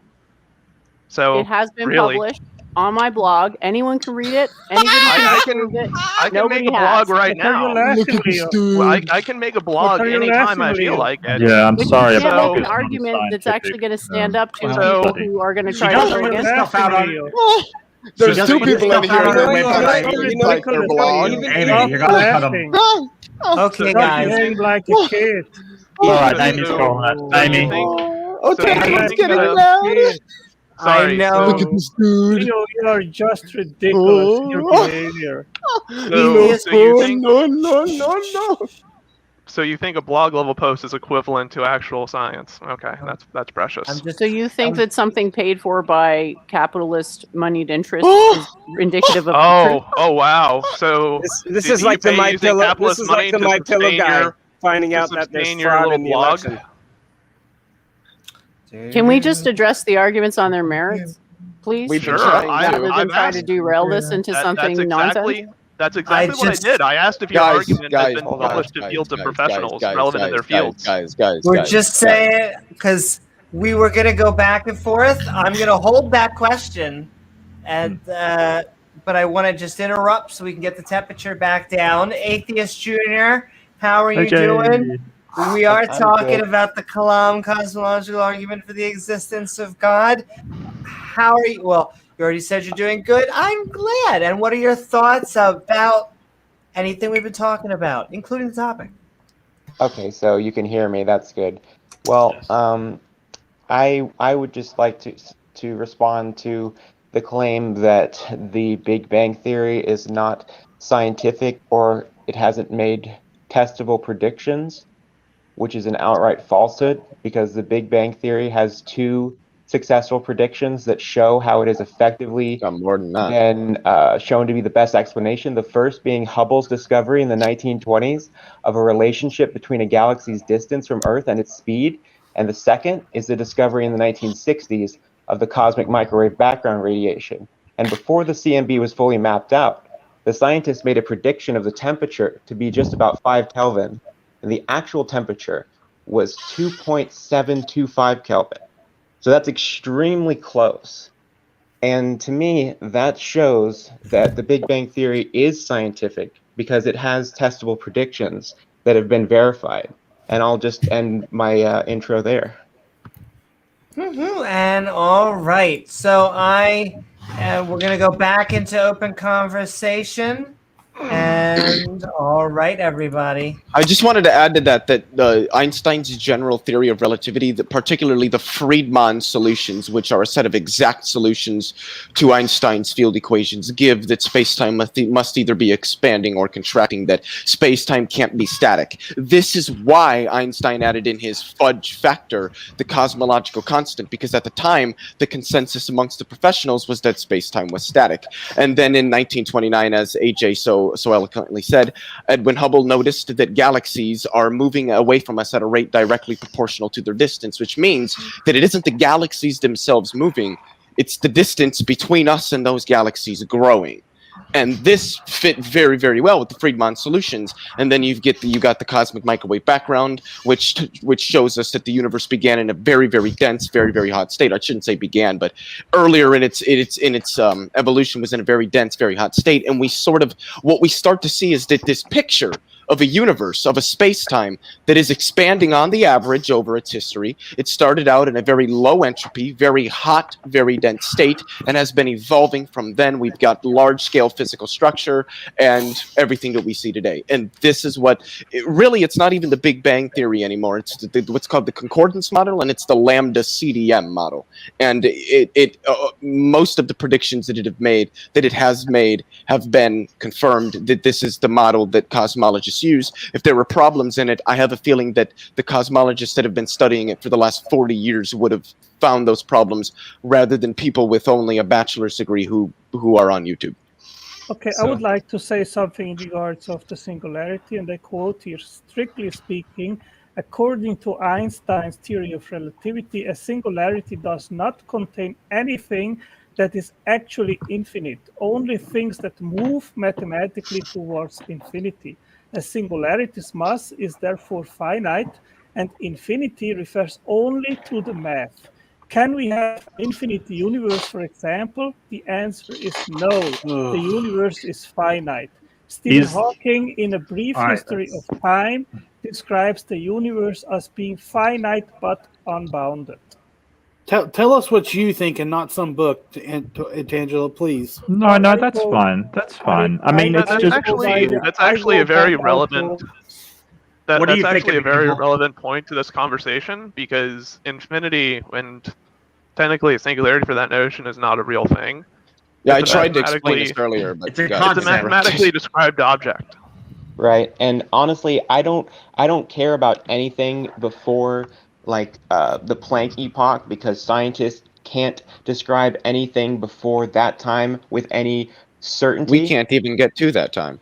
Right. So like what Leo said, all the Big Bang Theory says, so we before that, basically we don't know shit. But after that, scientists know in pretty exquisite detail a lot of what was going on. And all the Big Bang Theory really says is that after that Planck epoch, the universe was in a very small, dense, and hot state, and that over time, due to cosmic inflation, it is now in a less dense, cooler, and more spread out state. And that's all it says. Not the universe being infinite, not anything about singularities. If you go on Wikipedia, it'll say singularity in the definition of Big Bang. Hold on. Whoa. I think we should let Tangelo respond to that. He was the first one to jump in. Make a statement. Okay, maybe you have a problem with stating what was before, but for example, Martin Rees, he said in a video, did our universe have a beginning? It is an extrapolation of what we know, the beginning. We had the beginning, life had the beginning, stars had the beginning, galaxies had the beginning, all atoms. Now we can see some collecting beginnings sometime in the past, which we can date with a percentage of a few percent. So he isn't shy actually to state that it is justified to make an extrapolation to a beginning. Oh, sure, yeah. That doesn't mean just everything at the beginning. yeah, That it's doesn't mean justified to make an extrapolation to a beginning. That's what an Yeah. extrapolation is. That doesn't mean that everything had a beginning, though. So I had 2 points. Jen, even though you were arguing that some people call the Big Bang a singularity, how does that get you to it didn't have a beginning? That's what I didn't understand. I mean, even if you define it as a singularity, you can't get singularity equals not has a beginning. Well, let's take a step back and realize that nobody believed in a created universe until Christianity.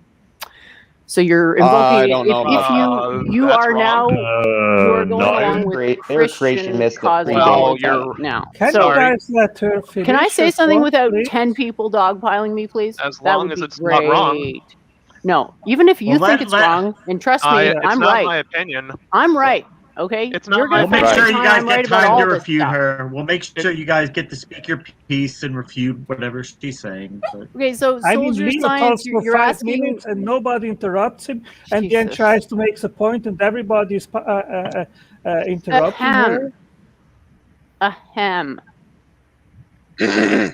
It really doesn't make any sense for the universe to have a beginning.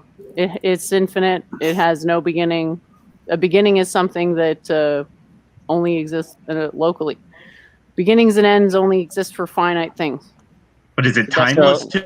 So are you even are you talking about our exact universe that we live in now, or Well, that would be the only universe. That would be the only universe. Yes. Or universes that existed outside of that, or a universe that has always been contracting and expanding. By definition, or there's any of only these. one universe. So you're talking about our. Look it up. Yeah, Not in multiverse theory. Look it up isn't not an science. argument. This is where I fail to understand your logic that singularity equates to. No, she's saying that a didn't have singularity beginning. makes no sense. I'm not saying that. I'm saying singularities are unscientific. Okay, a singularity is a region where causality breaks down. They're mathematical. Science is predicated on causality. You can't No, have it's science not. without causality. No, it isn't. You want It's to a say that, but concept, you're it's wrong. not an object. No, how is it wrong when there are things in science that are properly No, there aren't. acausal? There are Yes, people there who are. make false interpretations of things to claim they're acausal, but they're liars, and you're just repeating No, their lie. that's just actually what the mathematics tells us when we look Oh, at really? reality for what it Mathemagic is. told you that, Yep. eh? Does the real I don't number know. line I don't exist? know. I don't know what that is. Prove The to me the real mathematics- number line exists. What does this have to do with the real number line? That has nothing to do with What does the anything real that I number said. line have to Mathematical do with proof, this? and mathematical I proofs didn't are say there was a predicated on the real mathematical number line, proof, so prove actually. to me that's real. Hold on. I did not say that there is a mathematical proof. I said this has been demonstrated mathematically. I didn't say anything about a proof. I would even go further and say, you know what? If I granted you that the universe has existed forever, what does that mean to you? I mean, how does that prove that wouldn't prove a creator, right? I mean, Well, that would disprove a creator, if wouldn't it? science discovered that the universe actually existed forever, and instead of it like expanding and it's now instead of 15 billion years, it's really infinite and it just looks 15 billion years to us. How does that change? I mean, how does that equate to creator? It doesn't. I'm not She's not arguing for a creationist. creator. She's not arguing that. She's not arguing it. So I guess I don't understand what you're arguing. For an uncreated universe. That's the Well- only thing that makes sense. Well, a second ago, she said that science is only uses causality, but theoretical physics is a realm of science. Then and it's not in theoretical science, I'm physics, afraid. they talk about tachyons, which are Then particles. that's not science.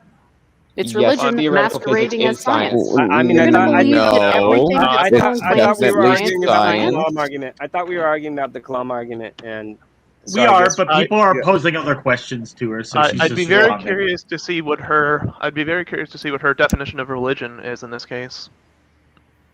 Probably not a good one. Similar to Ken Hogan. See, that attitude is not a good one. Well, let's see what her definition is before we criticize it. Well, My it's just calling definition of a theoretical physics a religion. It's not I a don't good think this definition. relates enough to the discussion at hand. We're talking about whether the universe is caused. Giving you just accused theoretical branches of science as being religious, which is part of what needs to occur for us to build hypotheses and then confirm them in What I'm scientific saying processes. is that when you go outside of the domain of causality, you're now in religion, not science. No, you're No, not. so tachyons are Because predicted science is to founded on violate causality. but they're part of a field that is still scientific. According to them. True, but might not exist. tachyons There's no evidence don't they actually exist, but I'm just saying as an example. A better example would be something like photons. Photons stochastically decay into electron-positron pairs. There's no cause still for that. causal. No. Right, What's the cause? Tell me what the cause quantum is. mechanics, you get things that hold totally. on. Radioactive decay is the cause. I didn't mention radioactive decay. A photon is not radioactive. What causes a photon to decay into an electron-positron pair? Radioactive cats. Sorry. They have 18 half-lives. A photon decays into a electron? An electron-positron pair, yes. It can do it stochastically. Let's see the proof of that. Do you know what Feynman diagrams are?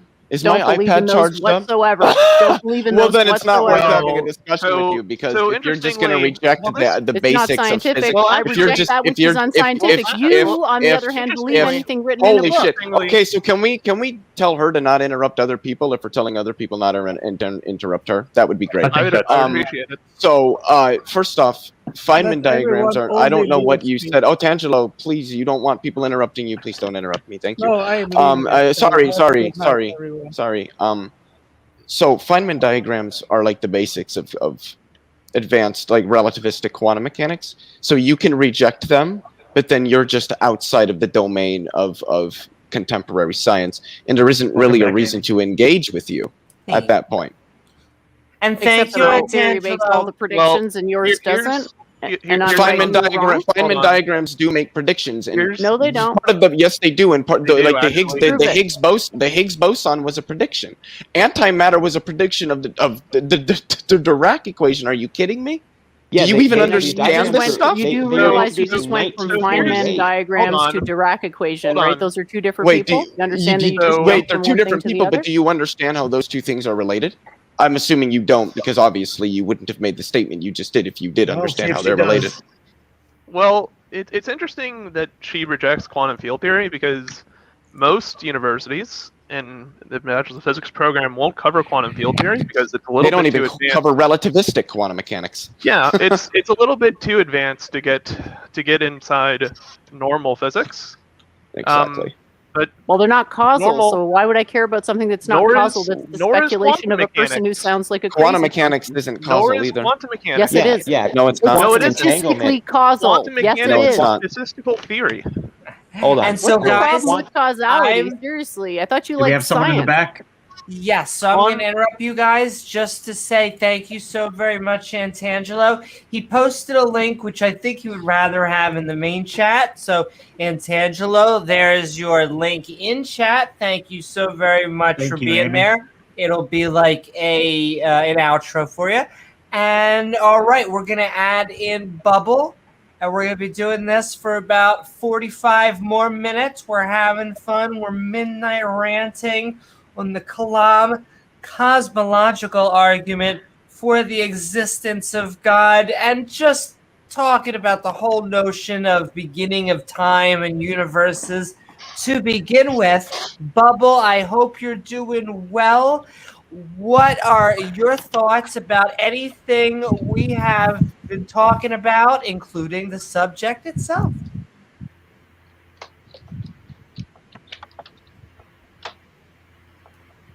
Wow. Can't hear you. Your mic might be muted on the StreamYard.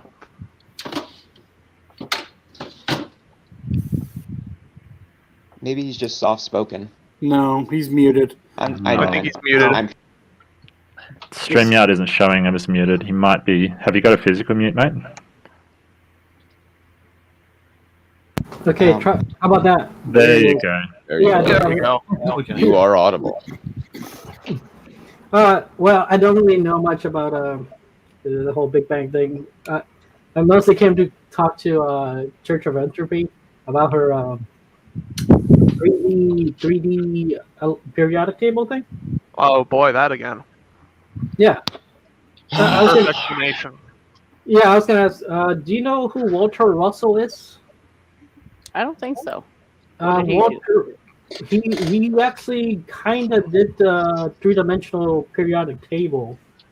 Cool. Yeah, because he used to be a friend of Tesla, I believe. But well, Sorry, what's the name? I'll look it up. Walter Russell. Yeah, Walter Russell. Walter Russell?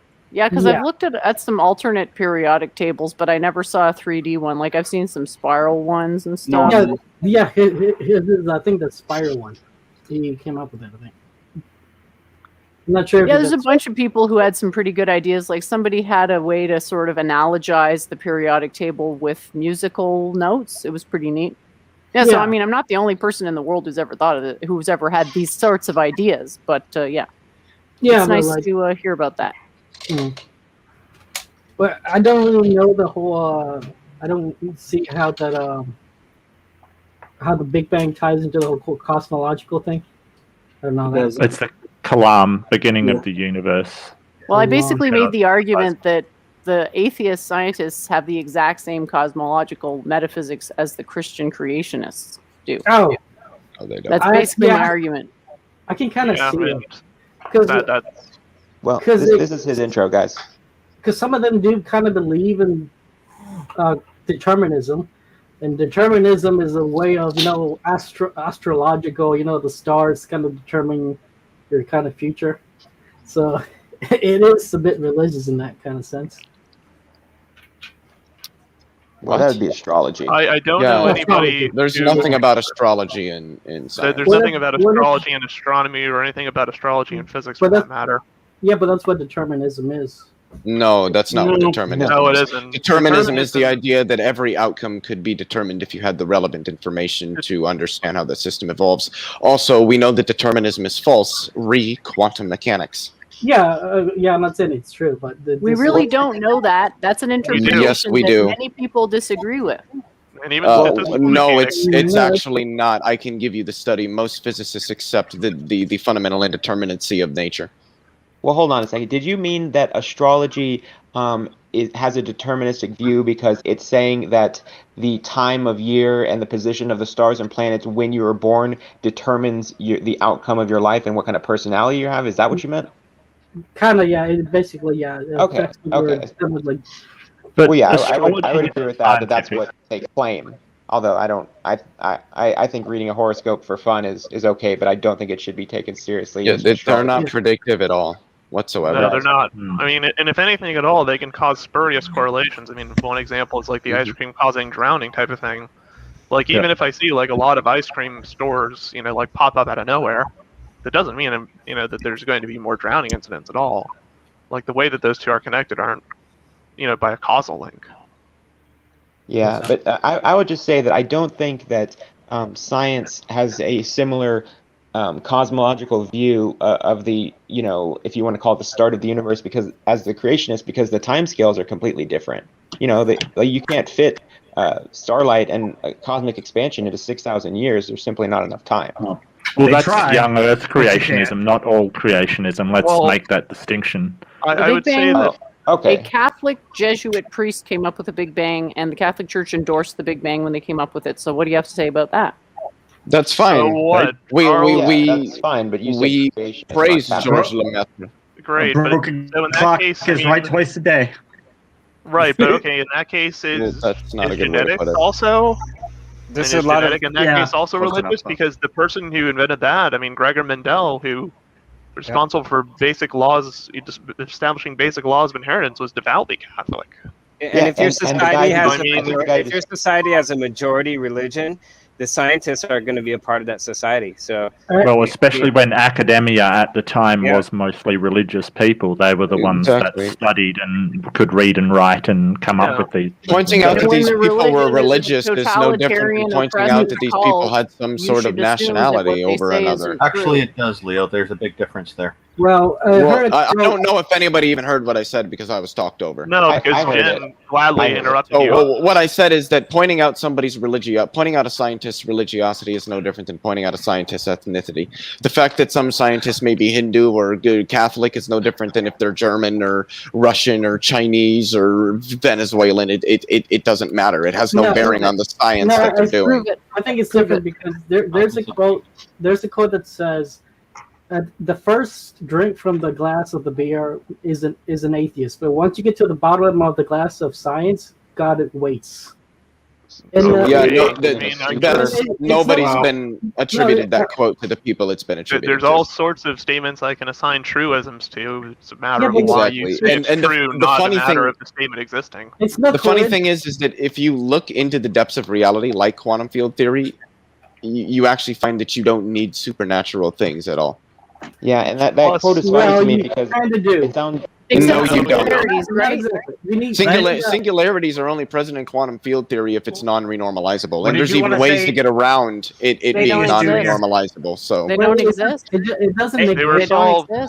Singularities that popped up in naive quantum field theory were solved around the 1940s, 1950s. Mm-hmm. What did you want to say, AJ? They cut you guys cut AJ off a second ago. I forgot what I was going to say. All right. But the other thing too, like what separates scientific explanations from religious ones is that religious explanations, at least if you're going with a god like that of Christianity or something like that, is there is an intention behind creation, right? Like there is like an intention for a universe to be formed with certain properties for the properties of that universe to sustain life, such and such, such. But the universe, under naturalistic paradigm, has no such inclination to do such a thing. We could live in a universe that, all that exists is electrons and protons and, and photons and things like that. There's no, unspoken law in the universe where the universe has to form life or sophisticatedly complex structures. Sounds like verging on a fine-tuning argument, to be honest with you. Yeah, I was just going to say, before Otangelo left, that was probably my last point to him was he was kind of going off on the fine-tuning argument. And what I really wanted to ask him is if you are a creature in the universe that finds itself intelligent enough to recognize that you're probably pretty rare in the universe, that hindsight is 20/20 at that point, right? I mean, Well, the thing is, I think fundamentally that the fine-tuning and the question it ends up asking is wrong, and I can explain why. Fine-tuning asks about, is it possible to have a universe, it's asking this kind of rhetorical question, is it possible for the fundamental constants of nature to be balanced in such a way that, sophisticatedly complex structures can exist, such as life? I don't think that's fine-tuning. That's arbitrary. I mean, it is literally arbitrary to decide what is fine-tuned for you to live, because your definition of life is obviously different from an alien's version of life or an ant's version of life or any other animal's version of life. So your definition of fine-tuning to create something that has intelligence, to me, is flawed from the very beginning, because you define intelligent as being fine-tuned. Well, that's getting a little bit postmodernist. Well, I don't know what that even means. Postmodernism doesn't even relate to this discussion. It's even an agent. It's a non-personal god. Well, it's some arguments. So here's a great example. A lot of creationists say that symmetry proves design, and my argument back to that is, what if every human had a longer arm on one side than the next, and we weren't asymmetrical, or we were asymmetrical rather than symmetrical? Would asymmetry prove design at that point? We are asymmetrical. It's bilateral asymmetry. It's you favor one hand over the other. Most people do. It's completely normal, so we are asymmetrical. The anatomy of our bone structure is symmetrical, though. Well, these kind of hypotheticals are kind of... We're skipping over the most important question of all. What is it? What is meant by the term fine-tuned? Well, I mean, that's a good question as well. Well, I think it is a good question. I think that the problem with the term fine-tuning is analytically contained in that is the concept of intention. So what the fine-tuning argument fundamentally is it reduces to an affirm. It's just affirming the consequent. Because when you say something is finely tuned, how do you separate that from the notion that there is some sort of intention behind the adjustment or structure of a system to some desired outcome? That's what it means for something to be fine-tuned. So yeah, I mean, and this is the thing, when you say, well, how do we explain why the universe is fine-tuned? The minute you say that, you're affirming the consequent, because you're assuming that there is some intention behind the structure in the universe before you demonstrated that that's the case. Analogy. Yeah, whenever I hear this fine-tuning argument, my response is always, if the universe is fine-tuned, then why is the expansion rate of the universe increasing? Isn't it based on the idea that there's more than one possible universe, and that in the universe has to be exactly the way that it is, so that we can have life? Isn't that the argument? The assumption is that the way the fundamental constants are arranged is the only way. Yeah, and we don't know what other life parameters could allow life.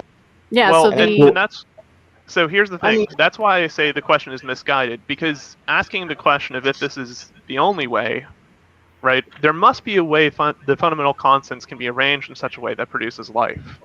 The only question is, what types of mathematical structures govern the way those constants have to arrange? Yeah, I agree. I think an oversight of this fine-tuning argument about life existing is that when I think creationists put this forward, they're thinking about human life. But when life originated on Earth, it was single cellular, which it's a lot easier to get a single cell than a full bodied human. You know what I mean? So I think that's an assumption they make. And there's something else too related to this, and it's I'll make this point quick.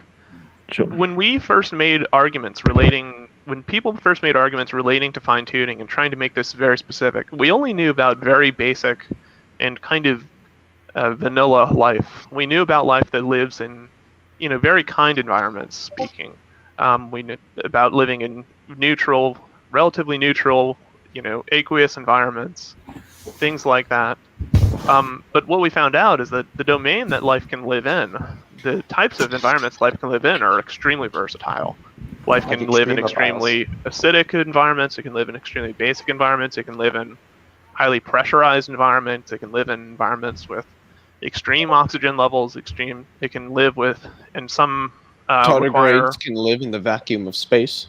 Yeah, I mean, it's the types of equations, like the Drake equation, for instance, which is an equation that combines, which tries to predict the probability of some region of space containing life, didn't incorporate the fact that life is so versatile, right, that probably the initial assumptions that were used, like, for instance, an assumption that life must exist on an aqueous planet, probably is incorrect, right? Or that planets...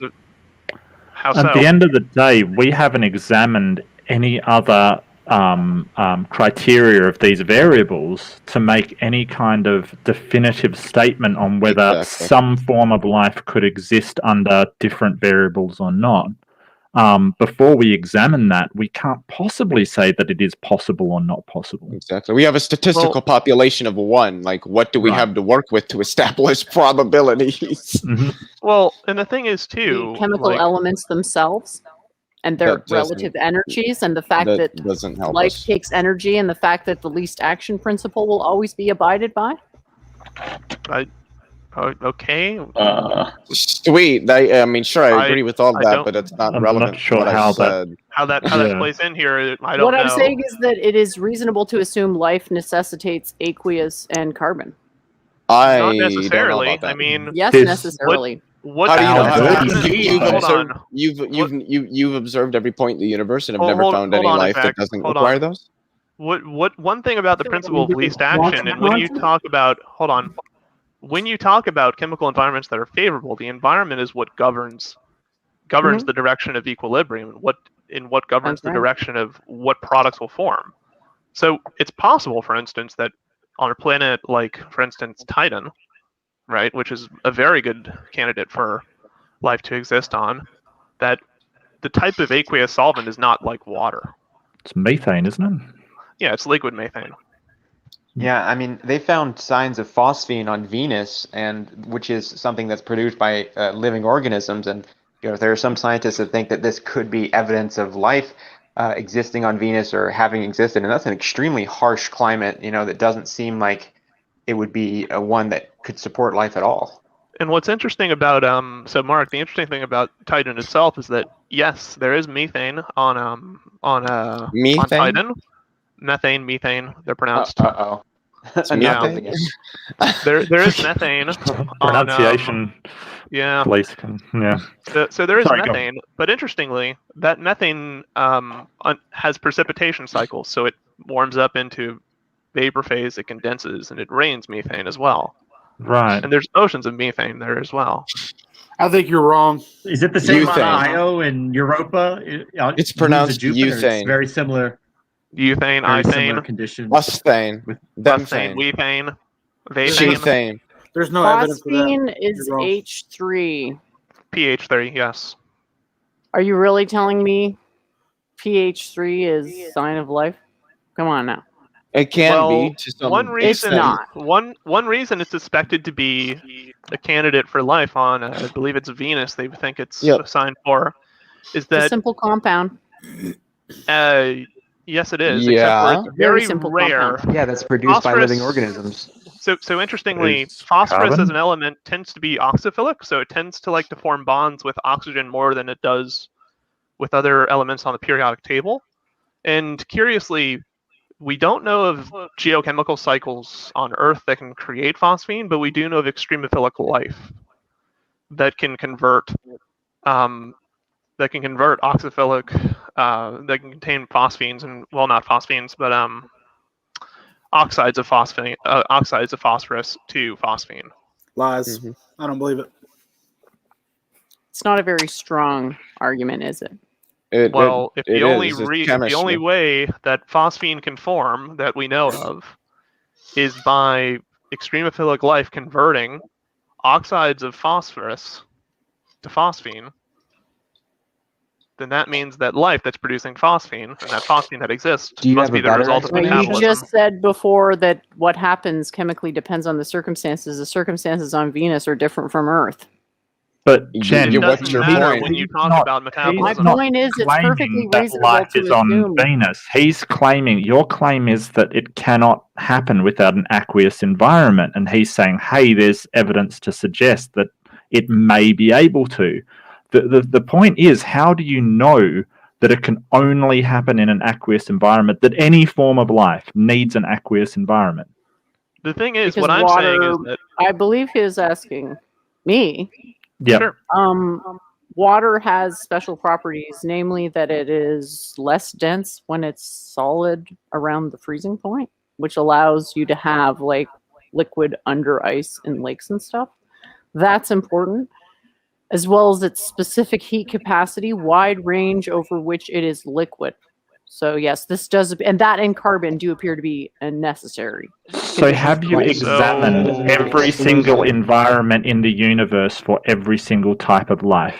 Okay, but here's Moving another on. thing. Here's another thing as well. Moving that's on? kind of You're not going to even bother trying to answer the question? I'm not going to take these idiot questions anymore. Okay, that's just a you're just bland going to insult questions rather than contending You're with insulting me argument. by asking a question to which you know the answer is no. Nobody's insulting you. You're just mad that you're being posed with questions you can't provide answers to. Maybe you should sit down and learn something. Planet. Maybe you should just sit down. You might learn something. Wow, you're so rude, Jen. Why are you being so rude?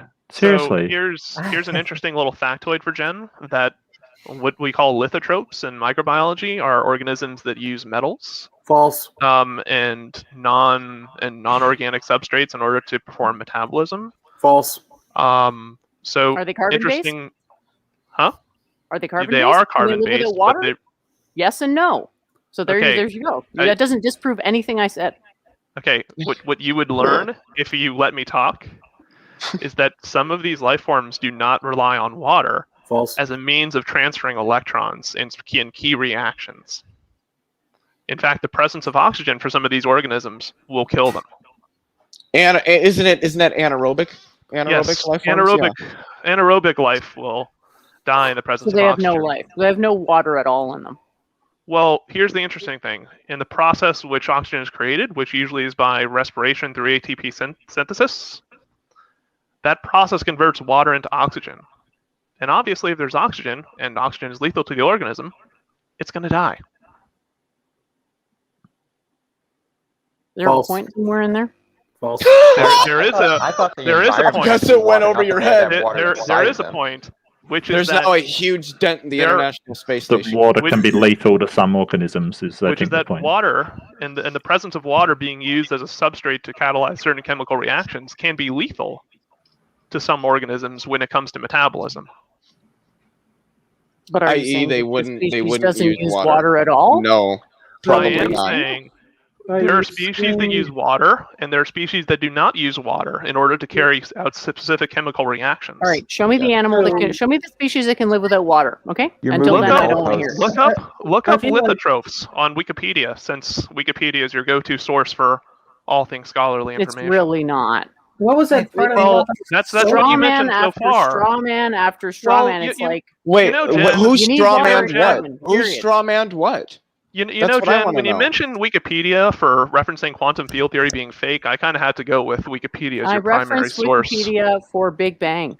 Okay. Yeah, and you also I did it use for Wiki- quantum I- I mechanics. didn't say Wikipedia all anything the about time. quantum. Okay. What's wrong with Wikipedia? It's a great source. So let's And just so, calm guys- down. Well, Wikipedia isn't a source. Guys, I Wikipedia am. is I'm great gonna. source. Will ask the panel a question, and in fact, you guys can ask me a question in chat by tagging me at Amy Newman. But he said, question for the panel: if science at one point in time is able to perform abiogenesis without billions of years of evolution, would that not prove it is possible for another being to do so? I mean, I got a that question. really depends, right? I mean, I would say, of course. I mean, if we Why can is do he- it, why why is he saying wouldn't is anything science else be able to perform sufficient? abiogenesis? I don't understand that phrasing. I mean, assuming that the If laws of science physics creates are, life. yeah, I mean, assuming that the laws of physics are perfectly, uniform in Okay. all areas of space-time, yeah, no reason against it. Yeah, that's weird because I mean, I thought it was abiogenesis was the start of life, and then evolution took off from there. Why would you need? That's something. Creationists commonly get those mixed up.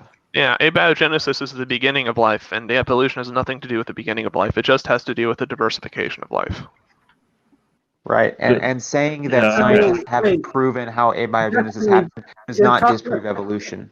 Destiny, because Yeah. also it feels like you're really saying rocks are alive. No, What? I'm not. How do you get that out of what he said? I don't know how you're getting that at all. Yeah. Not Well, this for example, bullshit. yeah, because you said something like it's not water based. You can have non-water based life forms. So the point I was making was that Jen appeared to be making an argument Yeah, that but- life but you- requires water. Hold on. Yeah. Let me Yeah, but clarify like- the point. Hold on, Bubble. Just let him finish, mate. Just give him a sec. My point was just to demonstrate that, as a counterfactual to Jen's claim, that you can have other potential solvents that can be useful and productive to forming life, right? But Let- not let's that. say- Go ahead. No one. I never said that wasn't a fact. I'm not talking to Bubble. You actually did. You said that water was necessary for life. Well, I did let's say say that.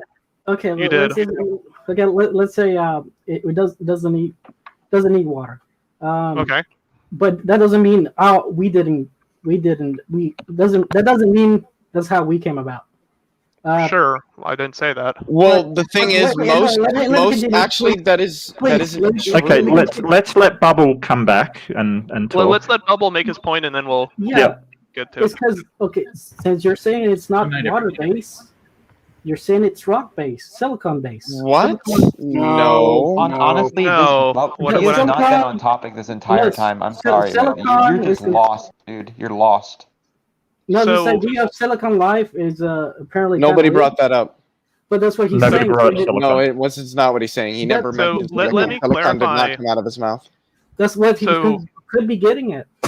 No, Yeah, but it's so, not. so let me try to clarify something that's a common misconception within the field of abio itself, and that is, whenever we discuss abio and potential systems that can mirror or replicate similar behavior to that of lifelike systems, it doesn't matter if we're talking about carbon-based systems or silicon-based systems, or well, silicon is a rock. It's also made. Silicon it's is an also, element. Silicon is an element, and it can be incorporated in many different things. It can be part And it's of a metal, crystals, not a it can rock. be part of. Well, we know it's like you can find. And it can be silicon part of in- esters. It can be found within like certain gaseous phases. It can be found all sorts of places. I mean, it's an element. It has no native like state as being rock-like. Well, I just wanted to say, I feel like I see there's a subtle goalpost shifting here, where at first we were saying, does life need an aqueous environment to come about? And then, Immutable gave examples of where it doesn't. And then the response was, oh, well, these life forms, they need to have water within their body structure. And that's a different claim than the environment having to be water.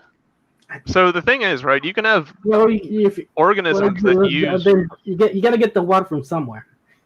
Well, sure. I mean, you can have organisms that generate water, but don't convert that water into oxygen. Generate water? I mean, water is going to evaporate.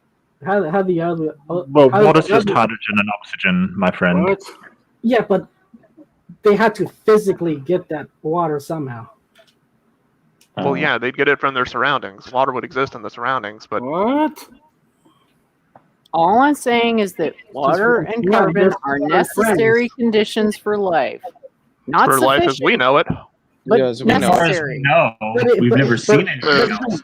It's a You're sufficient assuming condition. that. It's not necessary, though. Yeah, they're sufficient as far as we know. But that's the thing. You can say they're not sufficient because you need more than just carbon Yes, and water to make life. Yeah, but you don't get life without carbon and water, as That's far as we they're know. necessary, Which not no, that insufficient. no, no. Hold on. Let me clarify Pause. Don't go down this road, Pause. please. Pause.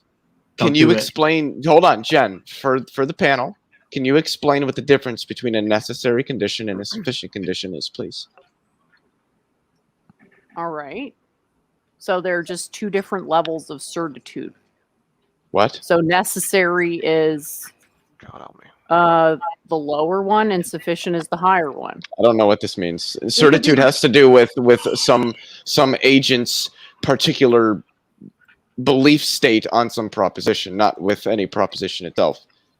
A necessary condition is sort of some environment in which some event can occur. The sufficient condition is what actually produces that event. So carbon and water would be sufficient conditions for life. They're what actually are needed when you're going to make life, as far as we know. So necessary conditions would be like a planet or sunlight or something like that. I disagree. So things that would be a necessary environment for things that we understand life to be would be things like an internal and external structure, right? So the difference between an inside and an outside.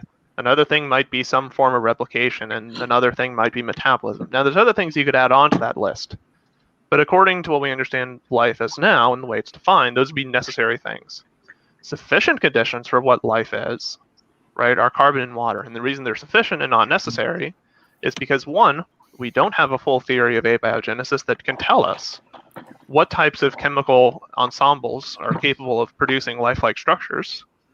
And it's sufficient for the other reason that the current form of life we observe uses chemistry, oxygen, water, sulfur, nitrogen, yada, yada, yada. Well, But that in no way necessitates that those atoms have to be used for some arrangement of life. Well, that's the thing.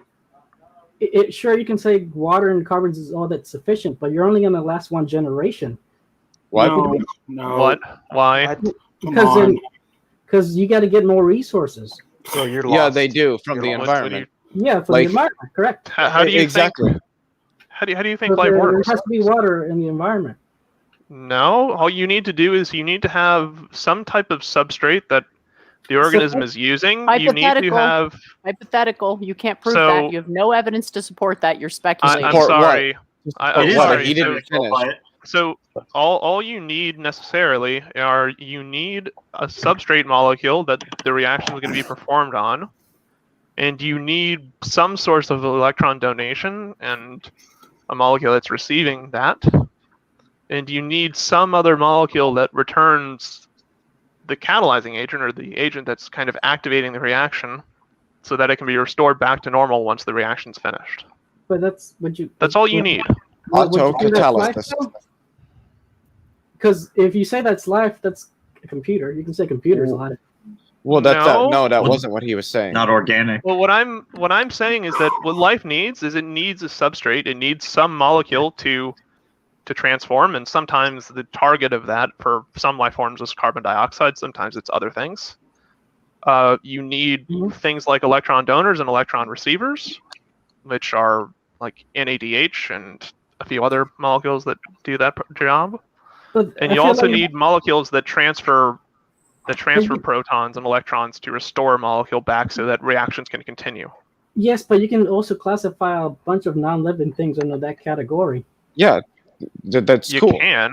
I mean, that's one condition for reactions to occur, but it's not the only thing, right? So, I mean, life has to be able to perform certain reactions with those conditions, but it's not the only thing.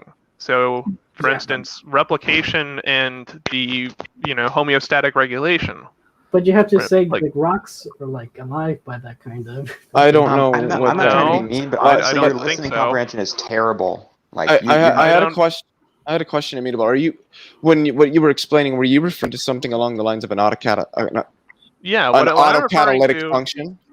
Yeah, what I'm referring to is a cycle where a chemical undergoes some process. That process is involved in some other reaction, and it continues on, and eventually it reforms the initial thing. Yeah, right? So clouds are alive then.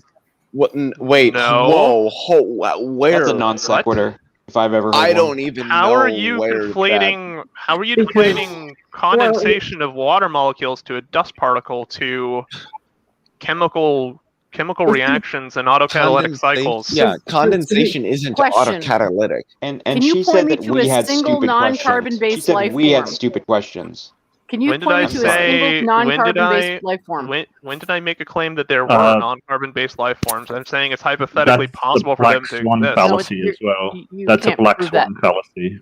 Can you I've point already me to a proven single it. non-carbon I've already proven that it's potentially possible for one to The exist. answer is no. The answer is no. I've already shown it's Can you hypothetically point me to a possible. single non-aqueous using living life? That's a black swan fallacy. No, it's like saying black swans don't exist because I've never seen a black swan. Fallacy. You're being It is a fallacy, You're actually. disagreeing for the sake of Do you want to look that up before you claim that?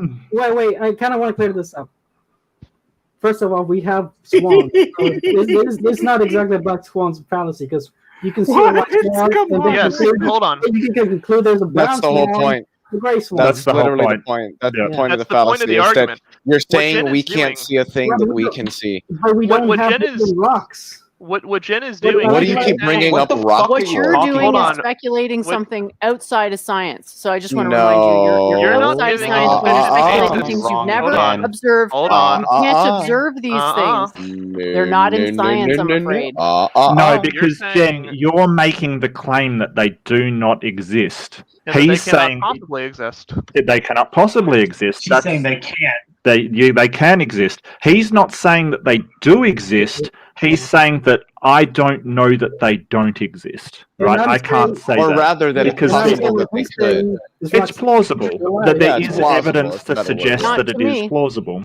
Well, it might not be plausible to you, but that doesn't mean you are not the standard for what is plausible and what isn't. What you find is plausible and implausible doesn't reflect the nature of actual science and what theories constitute. As you. But it's so implausible. It sounds like I'm not talking about like living rocks. That's how absurd it sounds. What do you keep bringing up rocks for? We're not talking about rocks. We're talking about life. I feel like Ken Hovind's gonna pop up out of somewhere. You believe all life came from a rock show. Well, Robert so Kennedy Jr. thinks his grandpa was a rock. Say it's a the thing about this is that Immutable isn't making a claim of knowledge. He's not claiming to say, "Hey, I know that there is this other life out there." It's Jen, you're the one making the claim, saying, I know that this other life is not out there. And what we're saying is, how do you know that? Because you haven't been able to examine the conditions that would create that life. Based on what's on Earth, it's reasonable to assume you need aqueous and carbon for life. You're not saying that's reasonable. You're saying if we're gonna go, hold on. If we're gonna go with a statistical argument, how do we know that life on Earth is a representative fraction for a general model of what life exists in the universe? Well, because there's only 118 elements. It could be the case that life everywhere else in the universe doesn't use water as a solvent in order to catalyze its chemical reactions. Yeah, but that's it's still not plausible. science. It is statistically, hypotheses are literally a part of the scientific method. You're very religious for claiming to be guys. Jen. You can't. Hold on. Go ahead. I just want to make a real quick point. Okay, well, let's say sure you can say Jen, it's possible, but if you're saying that, you have to admit if it's not water, if it's not carbon or fleshy stuff, what other elements are there? You mentioned rocks. It's rocks. What other elements? I don't know. What? Wait, no. Okay, no, hold on. We need to clear something up. No, wait. We need to clear something up here. Bubble, can you? What is a rock? To you. Well, what? Okay, iron, steel, I would consider all that. Those aren't rocks. That's not. Those aren't rocks. Those are metals. Let him answer. Metals aren't rocks. Yeah, but I know, but let him answer. Then you can tell him why it's wrong. Colloquially, we see there's ores. Clearly, there's metals in that ore, but it's a rock. It's a rock. No, but the metals don't make it a rock. So when you see a rock, you can burn it down and extract the ore. You can't get metals out of a rock. Don't do that to atheists. Hold on. What we call rock, but it's still a rock. Wait, what are you? A rock. Wait, what are you talking about? Let me ask you what. Wait, no. I have a question. This is a chunk of solid iron. Bubble, is this a rock? You can find iron. This is a chunk. This is a chunk of solid iron. You can okay, thank you. Amy's got grandpa with her, so you're strawmanning what I'm saying. No, he's not. Yes. So here's the thing. Here's the thing. What rocks are collections. Sometimes they are. So can you let him speak? Let him answer. So let him answer. So sometimes rocks are monosystems. So sometimes rocks use one chemical. Sometimes they use multiple chemicals insofar as classifying them in nomenclature. But what rocks are typically is they are periodic and crystalline structures. They always typically exist as solids. Sometimes they exhibit aperiodic behavior. And Bubble, let him finish. Come on, Bubble. The thing is, with rocks, usually they incorporate particular atoms that don't usually find themselves very active in life as we know it. And the types of structures that rocks commonly exist in aren't conducive to the types of processes that life performs and how life maintains itself. No, we can't eat silicon. We can't eat gold. What? Nothing he said. Nothing he said. Right. You can eat those things. Yeah, nothing. Not going to be good if you do. Are you really shifting? Nothing he said. You can drink chlorine. You can inhale helium or sulfur. So what I can tell you, for instance, is that some organisms which are lithotrophic, so particularly iron sulfur containing bacteria, do actually feed on rocks as a source of energy. They take very interesting crystals that of iron and sulfur atoms configured in a kind of cubic structure, and they break it apart and use that as a substrate for further metabolism. So there are organisms. Lichens feed on rocks as well. Yeah. There is symbiosis between fungus and algae. The fungus breaks down the rock and provides. So there are. We do need iron. Oh, can I give my definition of rock? Yeah, let's get Atheist Junior in here. Sure, go ahead. Okay, I would just say that if you have to give a simple definition of what a rock is, it would be a solid bound aggregate made up of minerals. Now, it is possible for metals like iron to be contained within that structure, but metal itself is not a rock. Silicone is not a rock. Okay, and I just wanted to say earlier, Bird said that, I think he said that you can't burn up rocks and melt them down. Some you can, like naturally occurring cinnabar. You can take that and you can melt it down, and that's how mercury it has been produced for a long time. That's where they get mercury from. So there's some rocks where if you heat them to a high enough temperature, they can break down and like, But that's for not example, what he cinnabar was that saying. contains metal. Yeah, I got you. No, you're straw man. I feel like that's straw man because like the whole definition between rock and metal, it doesn't really matter to the argument. Because Yes, it does. If you're arguing about rock, it's critical. because I'm asking what is the argument exactly? Is it about abiogenesis? Because atheistic science has no clue about abiogenesis. We know a lot more than you think we do. I'm asking the question. You know exactly how much. Hold on. What is it? What, I don't want to. I know more than you do, which is zero. Atheist science is. That's not a thing. That's I'm, not a I'm, thing. ask, I'm asking the question: if it's not water and it's not carbon, what other elements? Oh, they don't know. They don't know. They just want to derail me. They got nothing.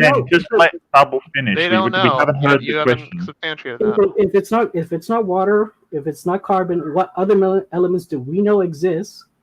Could those life forms be? And You the wanna other start element, with that? There could be silicone-based life forms. And those other elements we do know around tend to be rocks. Rock is not an element. And rocks. Okay, Rock is not an element. Yeah, I know it's not an possible element. for silicone-based not an life forms element. to exist, Because I but could silicon say is not a metal. rock. Are you saying that metal is alive? No. What does that have to do? Wait, what?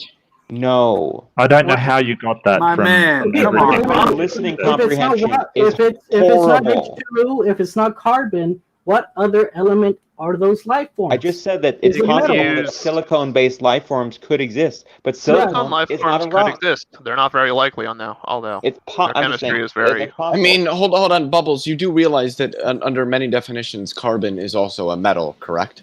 Yeah, I know that. So are you saying You carbon do is know a that? rock? Because carbon is not a rock. And Do you carbon guys elements are not understand rock. his argument? Can you just let that bit of Does it go? he Can you understand his Does argument? he understand his argument? Does God Well, understand his I think, argument? From how I understand it, you're asking about abiogenesis. Is that correct? No. No. What are you asking about then, Bubbles? I'm asking if the organism you are describing, Destiny, is not made out of carbon, fleshy stuff, or water, Fleshy H2 stuff. carbon. Yeah. What I'm okay. So let Carbon me is the clarify that bond point. between like that.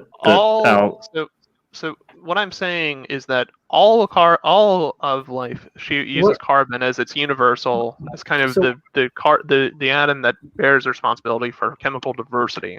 Yeah, but in if it's not made out of carbon or H2O, what element is it? Because it sounds like the element you're describing is most likely a rock. I don't think you understand what it means Yeah. for something. You to be carbon-based literally life keep form. just repeating the same thing. Well, Yeah. if it's not carbon, then it's rocks. So- and we've explained that even though it's hypothetical, there could be silicon-based life, and silicon isn't a fucking rock. It's but then an with element. It's plastic. Then you're saying it's plastic is alive. No, plastic isn't an No, element. no, All right, no. let's get off the rock thing because we're Silicon beating that is to the a ground and metal. we're not getting I'm anywhere with literally it. looking at the periodic table next to me on the wall. Okay. Silicon is a metal. Rock Yeah, is the a lot- category. A lot of those elements are metals. I just So- wanted to say that, Is look, guys, this we're no strangers to organism- love, okay? Is this organism a noble gas So do or I. is it a metal? I just want to lift you up. Yo, I you want to say down. I was teaching a computer science class the other day, and a bunch of kids started singing that song, and I'm like, "How do you kids know They rickrolled you, Amy. Ashley?" And it was It like survived the ages. well, no, it's become cultural now, which is crazy. They have made it me. I swear, You Rick know the Ashley rules, and so must. do I. Like, I swear he is more famous than in the 80s, but more love to you, Rick Ashley. You get it. And okay. I think that how can we end any better than We could talking not. about that? And all right, everyone. What's the we genetic have code of a been- rock? Oh, it's God damn it, Grandpa James. right here, baby. Apparently it's Hi, iron. Grandpa. And Probably quantum physics It's somehow. crystalline structure. I wouldn't know. We are moving into the quantum realm. field theory isn't real, and if I'm afraid of Where's ducks, then Quantum my John? grandma's a toaster. Deepak Where's Chopra, Quantum John? buddy. You know, It like has- seriously though, like Deepak Chopra said, according to quantum mechanics, anything can happen at any time for absolutely no reason. Wow, that's deep. There's a duck. That's deep. Yeah, that gets me right where I live. Anything can happen Yeah. with a razor. It also explains Ant-Man for no reason.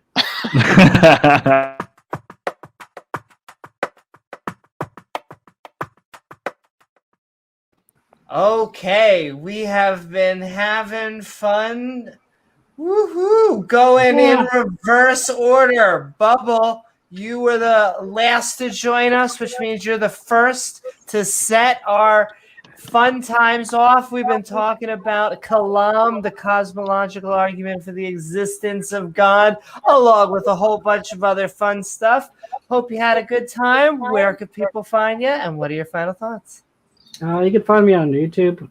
It's Bubblegum Corp. I don't really post anything. I don't really understand the cosmological, but I don't think I agree with it. It sounds because it feels like it's saying everything is God, and if you were just what? No. That's let him talk. It's conclusion. Let him talk. It's his Go ahead. I'm muted. Yeah, I don't. It says really bizarre. I don't get it either. I was only interested in the whole spiral element, periodic table with the spiral elements. And I just wanted to talk to Church of Entropy because I don't know. I think I kind of agree with the periodic table being 3D, three-dimensional. And I guess that's right. Well, thank you so very much, Bubble. And hey, we may have to have there you went. And we may have to have Jen on and just do a whole podcast on it. And so, woohoo! See, she's sending love right there. And okay, we are moving right along. Thank you so very much, Bubble. Atheist Junior. We have been Midnight Ranting on Kalam and just really the beginning of the universe in general. So, a light topic. I hope you had a good time. Where can people find you? And what are your final thoughts?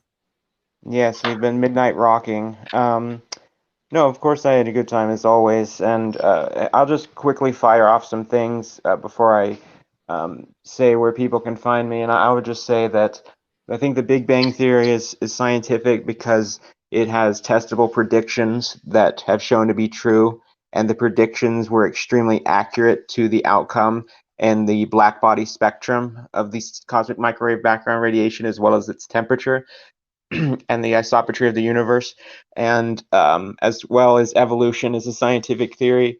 Abiogenesis, I do think, is scientific, although scientists may not know exactly how abiogenesis happened. There are several hypotheses of how it might have happened, but I do think that they know an awful lot more than creationists give them credit for.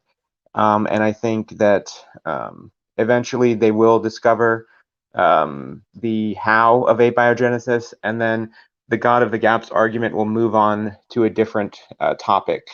But you can find me on YouTube. You can search for Atheist Junior. I have a lot of interesting videos that I've been putting up, like my interview with Miss Cindy.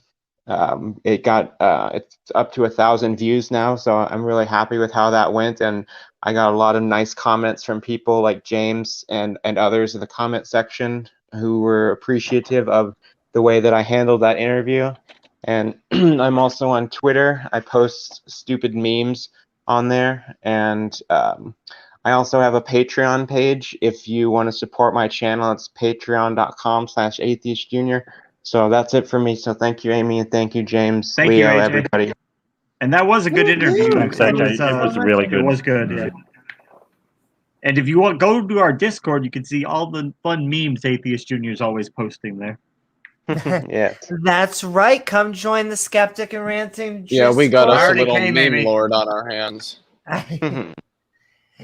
And all right. Thank you so very much, Atheist Junior. Sending love, and go check out his channel and that interview. which is an Atheist Junior exclusive, baby. And all right, we are moving along. Immutable Destiny. We've been having fun. We've been midnight ranting on the Kalam cosmological argument for the existence of God, along with a whole bunch of other fun subjects. Hope you had a good time. Where can people find you, and what are your final thoughts? Well, unfortunately, for those of you that like listening to me, which hopefully is nobody by this point, hopefully, I don't currently create content on my channel. I may do it in the future, not really sure. However, I usually am present in live streams with the Raging Atheist or Germania, who had a good live stream yesterday, which was about 8 hours long. So yeah, real trooper for that one.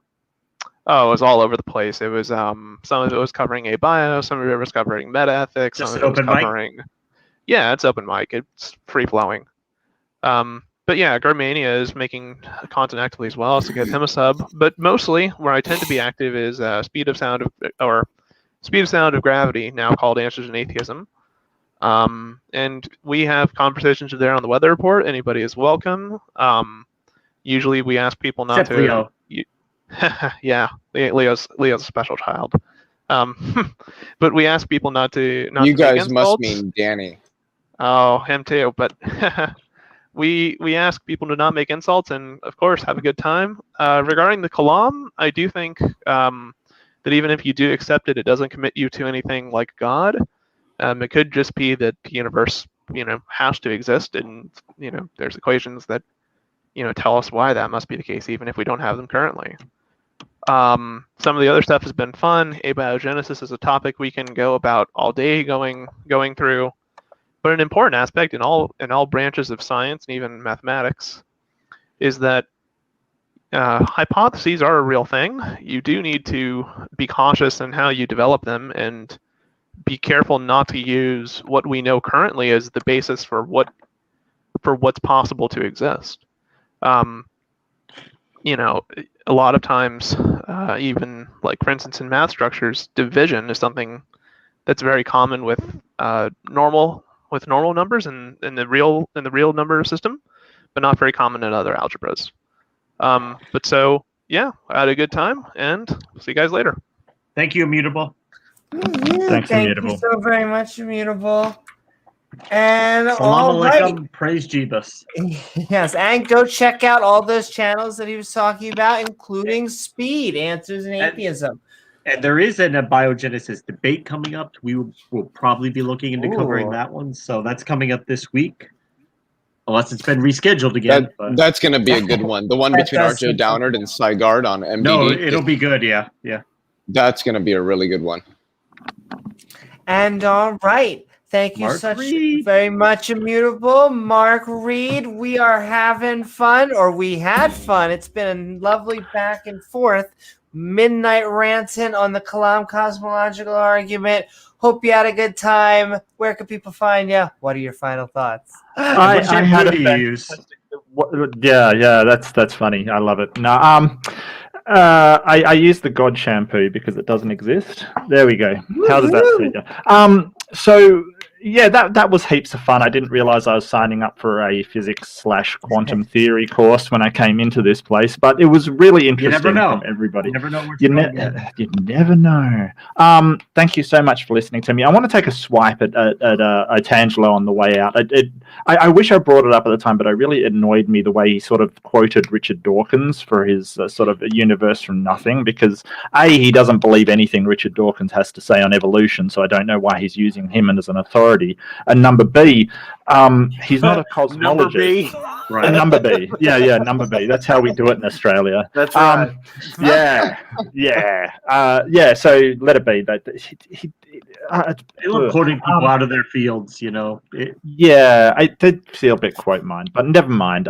Thank you all for talking with me, and I really look forward to the next installment of Midnight Ranting. Do hit the like button. Do subscribe if you want more discussions. And hopefully I will. Oh, thanks, Bird. I just wanted to say to Mark really quickly, yes, that there are lessons on quantum field theory that we do here. And next week, the assignment is due. It will be on renormalization methods for perturbative quantum field theory. So I expect that on my desk next week. Oh, no. I'm sure Otangelo will be right on that. Oh, yeah, absolutely. Field theory. All right, got it. We'll also need you to rederive the Bell's inequality theorem because apparently the original copy went missing. So have fun with that. We're missing that one. I'm starting to actually loathe you guys. I really am. It's Otangelo stole it. It's the new right, guys. And he drew on the back of it. Love you all. Take care. All the best. Do well, Mark. See you later. Thanks, Mark. And okay, it has been. We've been having fun. We've been midnight ranting. We're moving down the line. Haha. Thank you, Mark, and hello, Jen. Hi. We have Thanks for been having midnight me. ranting. Absolutely. Thank you for coming back, It has Jen. been a fun back and forth as we've been talking the Kalam cosmological argument for the existence of God. I like saying that as fast as I can. Hope you had a good time. Where could people find you? And eventually I'm going to get everyone's links. Bubble, if you still hear this, I'm going to get your link eventually if you'd like. And so, yeah, where could people find you? And what are your final thoughts? Final thoughts were, it would have been nice if we could actually get into some of these ideas a little deeper. Like, people just want to shout me down right away because what I say seems to go against how they've been propagandized. So saying that Dirac-C and Feynman diagrams disproves me, could you not interrupt me, please? And then trying to say that there's some sort of an equivalence between Feynman diagrams and Dirac-C, it sort of belies your own ignorance of the subject. Could you, this is now, aren't you the one who sent me an apology email for being rude? So again, No, it's like, I don't have your email. I don't know what your email is. all right. Anyway, so there's two things you said I did that I didn't do. Let's just not interrupt me while I do my outro, if that's okay. All right, let her finish, Leo, please. So it would be nice if we could actually get into the ideas. So I said it's reasonable to assume life takes oxygen and carbon, and immediately I was dogpiled. Okay, so we should think scientifically here. There's a big difference between reasonable and unreasonable speculations. And you need to learn how to do the difference because of what you're doing right now is getting lost in tangents. And remember where that tangent went? As to whether rocks. How do we even know how we ended up on that? Because it got derailed from an actual point, which you have to actually, you don't have to agree with the opinion, but it's nice to understand it before you jump down someone's throat with random words in a pop science book that you read. And now you think you have a total understanding and that causality doesn't apply to science, even though that's a contradiction. Science is just really hard. It's a simple thing, but it's really hard to actually get a verifiable model that makes predictions and stands the test of an inquiry as to whether it's even a logical model in the first place. Logic's predicated on causality. Science is predicated on causality. If you say causality is not a thing, burden of proof's on you. So what happened was that every single conversation got derailed to a point where the burden of proof was on the person making the more reasonable argument. So it'd be nice if that could shift to a more scientific direction to who's actually got the evidence on their side, right? Because a created universe, the evidence is not on your side. I can predict speed and distance recession being connected as well as the cosmic microwave background without needing a Big Bang. And I don't actually think the Big Bang predicts those things because a singularity is a place where the laws of physics break down, meaning that if it's true, then anything is true. So you can basically pluck anything you want for a singularity, shove it in. And that's what a lot of this stuff just ends up being, is taking a theory, refusing to divorce yourself from a theory, and then manufacturing the evidence to fit into that theory, no matter how much it won't fit into that theory. And that's why stuff like Big Bang is more rejected than ever now, because people realize it's actually holding us back from understanding, which we will understand once we accept the universe is uncreated, as that's the only thing that makes sense, because matter can neither be created nor destroyed. Matter exists, therefore it wasn't created. So thanks for the chance to come on the show. Wish I could have had more time to go into things, and sorry it got kind of heated there for certain points. It would just be awesome to be able to actually get the point out without certain people immediately saying, no, that's not true. It's like, you shouldn't be ever that certain about what you're saying, really. Like that level of certitude ought to make you take a second thought and think, well, why am I this sure? And maybe I have actually severely made a mistake in my understanding and I should think about my assumptions again. So thanks for everyone listening to me, and looking forward to the next time we can do a chat like this, and hopefully we can have a full stream, Amy, where we just go into consciousness, because you said you're super into that, right? That would be I'm certain I'm an idiot. I'm certain I'm an idiot. So, and I really want to say thanks to like the mods and the other people on the panel, especially channel owner Amy, for holding the space, and look forward to the next one. Thanks again. Absolutely. Thank you so much. Woohoo! Thank you so much for being here, Jen. We'll talk after about that consciousness stream. We'll talk a little bit about I know that we gotta afterwards. have. I think we had. I want it to be like a whole series, but yes, we'll start that and let us move in forward. And did you want to shout out your channel? Oh yeah, so Church of Entropy. I do a Sunday night stream, and I'm always open to have people on the show to talk about things. So you can always get in touch with me, and you come on if you want to chat. So check it out if you're interested. Thanks. Almost at 1,000. Almost. You're right there. Oh really? Then there She's you pretty go. close, Go yeah. help her get her monetized. And So we can have more entropy. We need more. We need more entropy, Bird. Bird is the word. I hope you've been having a good time tonight. I'm having a good time, yeah. So, Having a good time. Mr. Leophilius, what you've said is one of the most insanely idiotic things I have ever heard. At no point in your rambling, incoherent response were you even close to anything that can be considered a rational thought. Everyone in this panel is now dumber for having listened to you. I award you no points, and may God have mercy on your soul. I'm out. Thank you. Thank you, Bird. Thank you, Bird. And that was a good movie. Also, moving right along to the man himself for his rebuttal. Exactly. Leophilius, we have been midnight ranting on the Kalam cosmological argument for the existence of God, or at least that's what the brochure told us. I hope you had a good time. Where Hope can you people took your find lithium. you? And what are your final thoughts?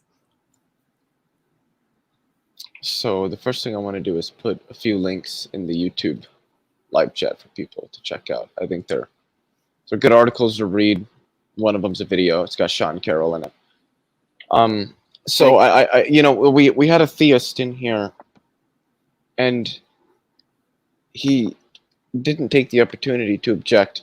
He stated in the live chat that what I was an idiot and everything I was saying was stupid, but didn't care to object to anything that I had said in my opener when I initially came into the stream, which I thought was interesting.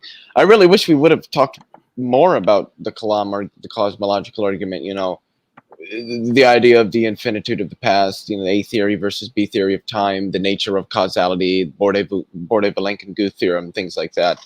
But, you know, what can you do? You know, it's just the way discussions are. They go in a variety of different directions. What was the last thing I was going to say? Oh yeah, I do think there was a lot of misunderstanding by a few people in this chat on a variety of different subjects and arguments that people were making. I'm not willing to chalk that up to lack of charitability. I just think that oftentimes there's a lot of talking past each other. I'm guilty of it myself. So hopefully moving forward we can try to set things like that aside and actually hopefully engage with people better as we continue in these discussions. And like I said to Mark, this goes for everybody. On my desk on Tuesday, I expect 3 pages on renormalization methods and perturbative quantum field theory. So that's what we do here now. Otangelo is working on it right now. I hope so, because if he doesn't, he's getting an F. And if not, he gets a G for God. And okay, thank you so very much, Leophilius. And if you didn't shout out before, youtube.com/Leophilius Leo Felius, which I should. Oh, if you want to learn real quantum mechanics, check out my channel. Ooh, shots fired! Shots fired! Oh snap! I wasn't firing shots. I was just making a statement. If you want to learn what quantum mechanics really is, check out my channel. Quantum mechanics is not magic; it's just math. And don't go to logical, plausible, probable. Leo, you understand quantum mechanics? Fairly, yes. No. Oh, he can't even collapse wave function. His physics in the great words of every physicist ever, if you think you understand quantum mechanics, you probably don't. Exactly. Except that doesn't mean anything today.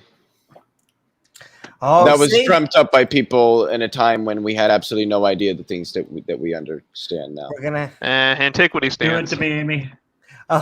We'll have to do. We should do a whole podcast on quantum mechanics. No, we shouldn't. You're like, hey, you have Leo on. The thing I wanted to say is that I'm very hurt by what Bird said. I'm so hurt that I'm going to attempt to Fourier transform the pain away. I think you should.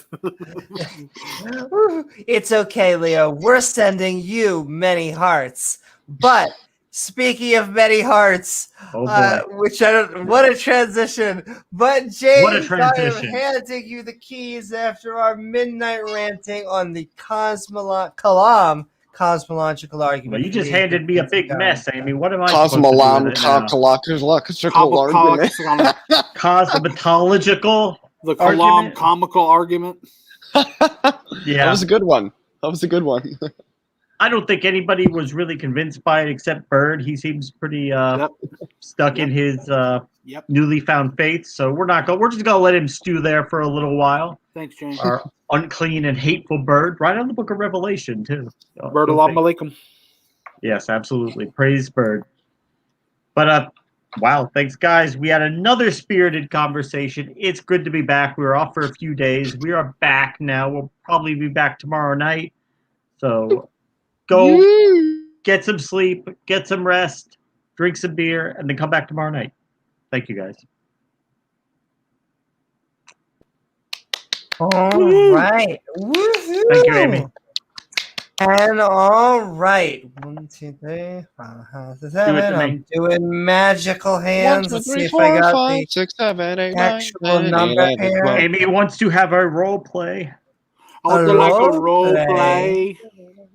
And okay, I want to thank my co-host James W. along with our guests Randolph, Leo Felius, Marshall, Bird, Soldier of Science, Jen, Mark Reed, Untangelo, Immutable Destiny, Oz, Atheist Jr., and Bubble, along with all the lovely people in chat on YouTube, Facebook, and Twitch, our viewers, and our awesome mods who make this stream so great.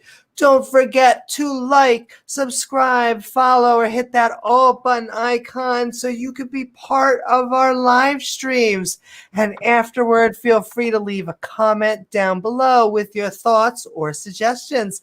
Lastly, if you'd like to help us make more fun content, feel free to check out our Patreon at patreon.com/Amy Newman, including awesome new Patreons like our very own Mark Reed. Toss a coin to your streamer. Our viewers are plenty. And don't forget the Discord server, because you can go on there and you can see Leo Felius interacting with traditional Catholic. We'll see if he shows up. A Skeptic and Ranting Discord server. We normally have the link in chat. If not, I should be sending it.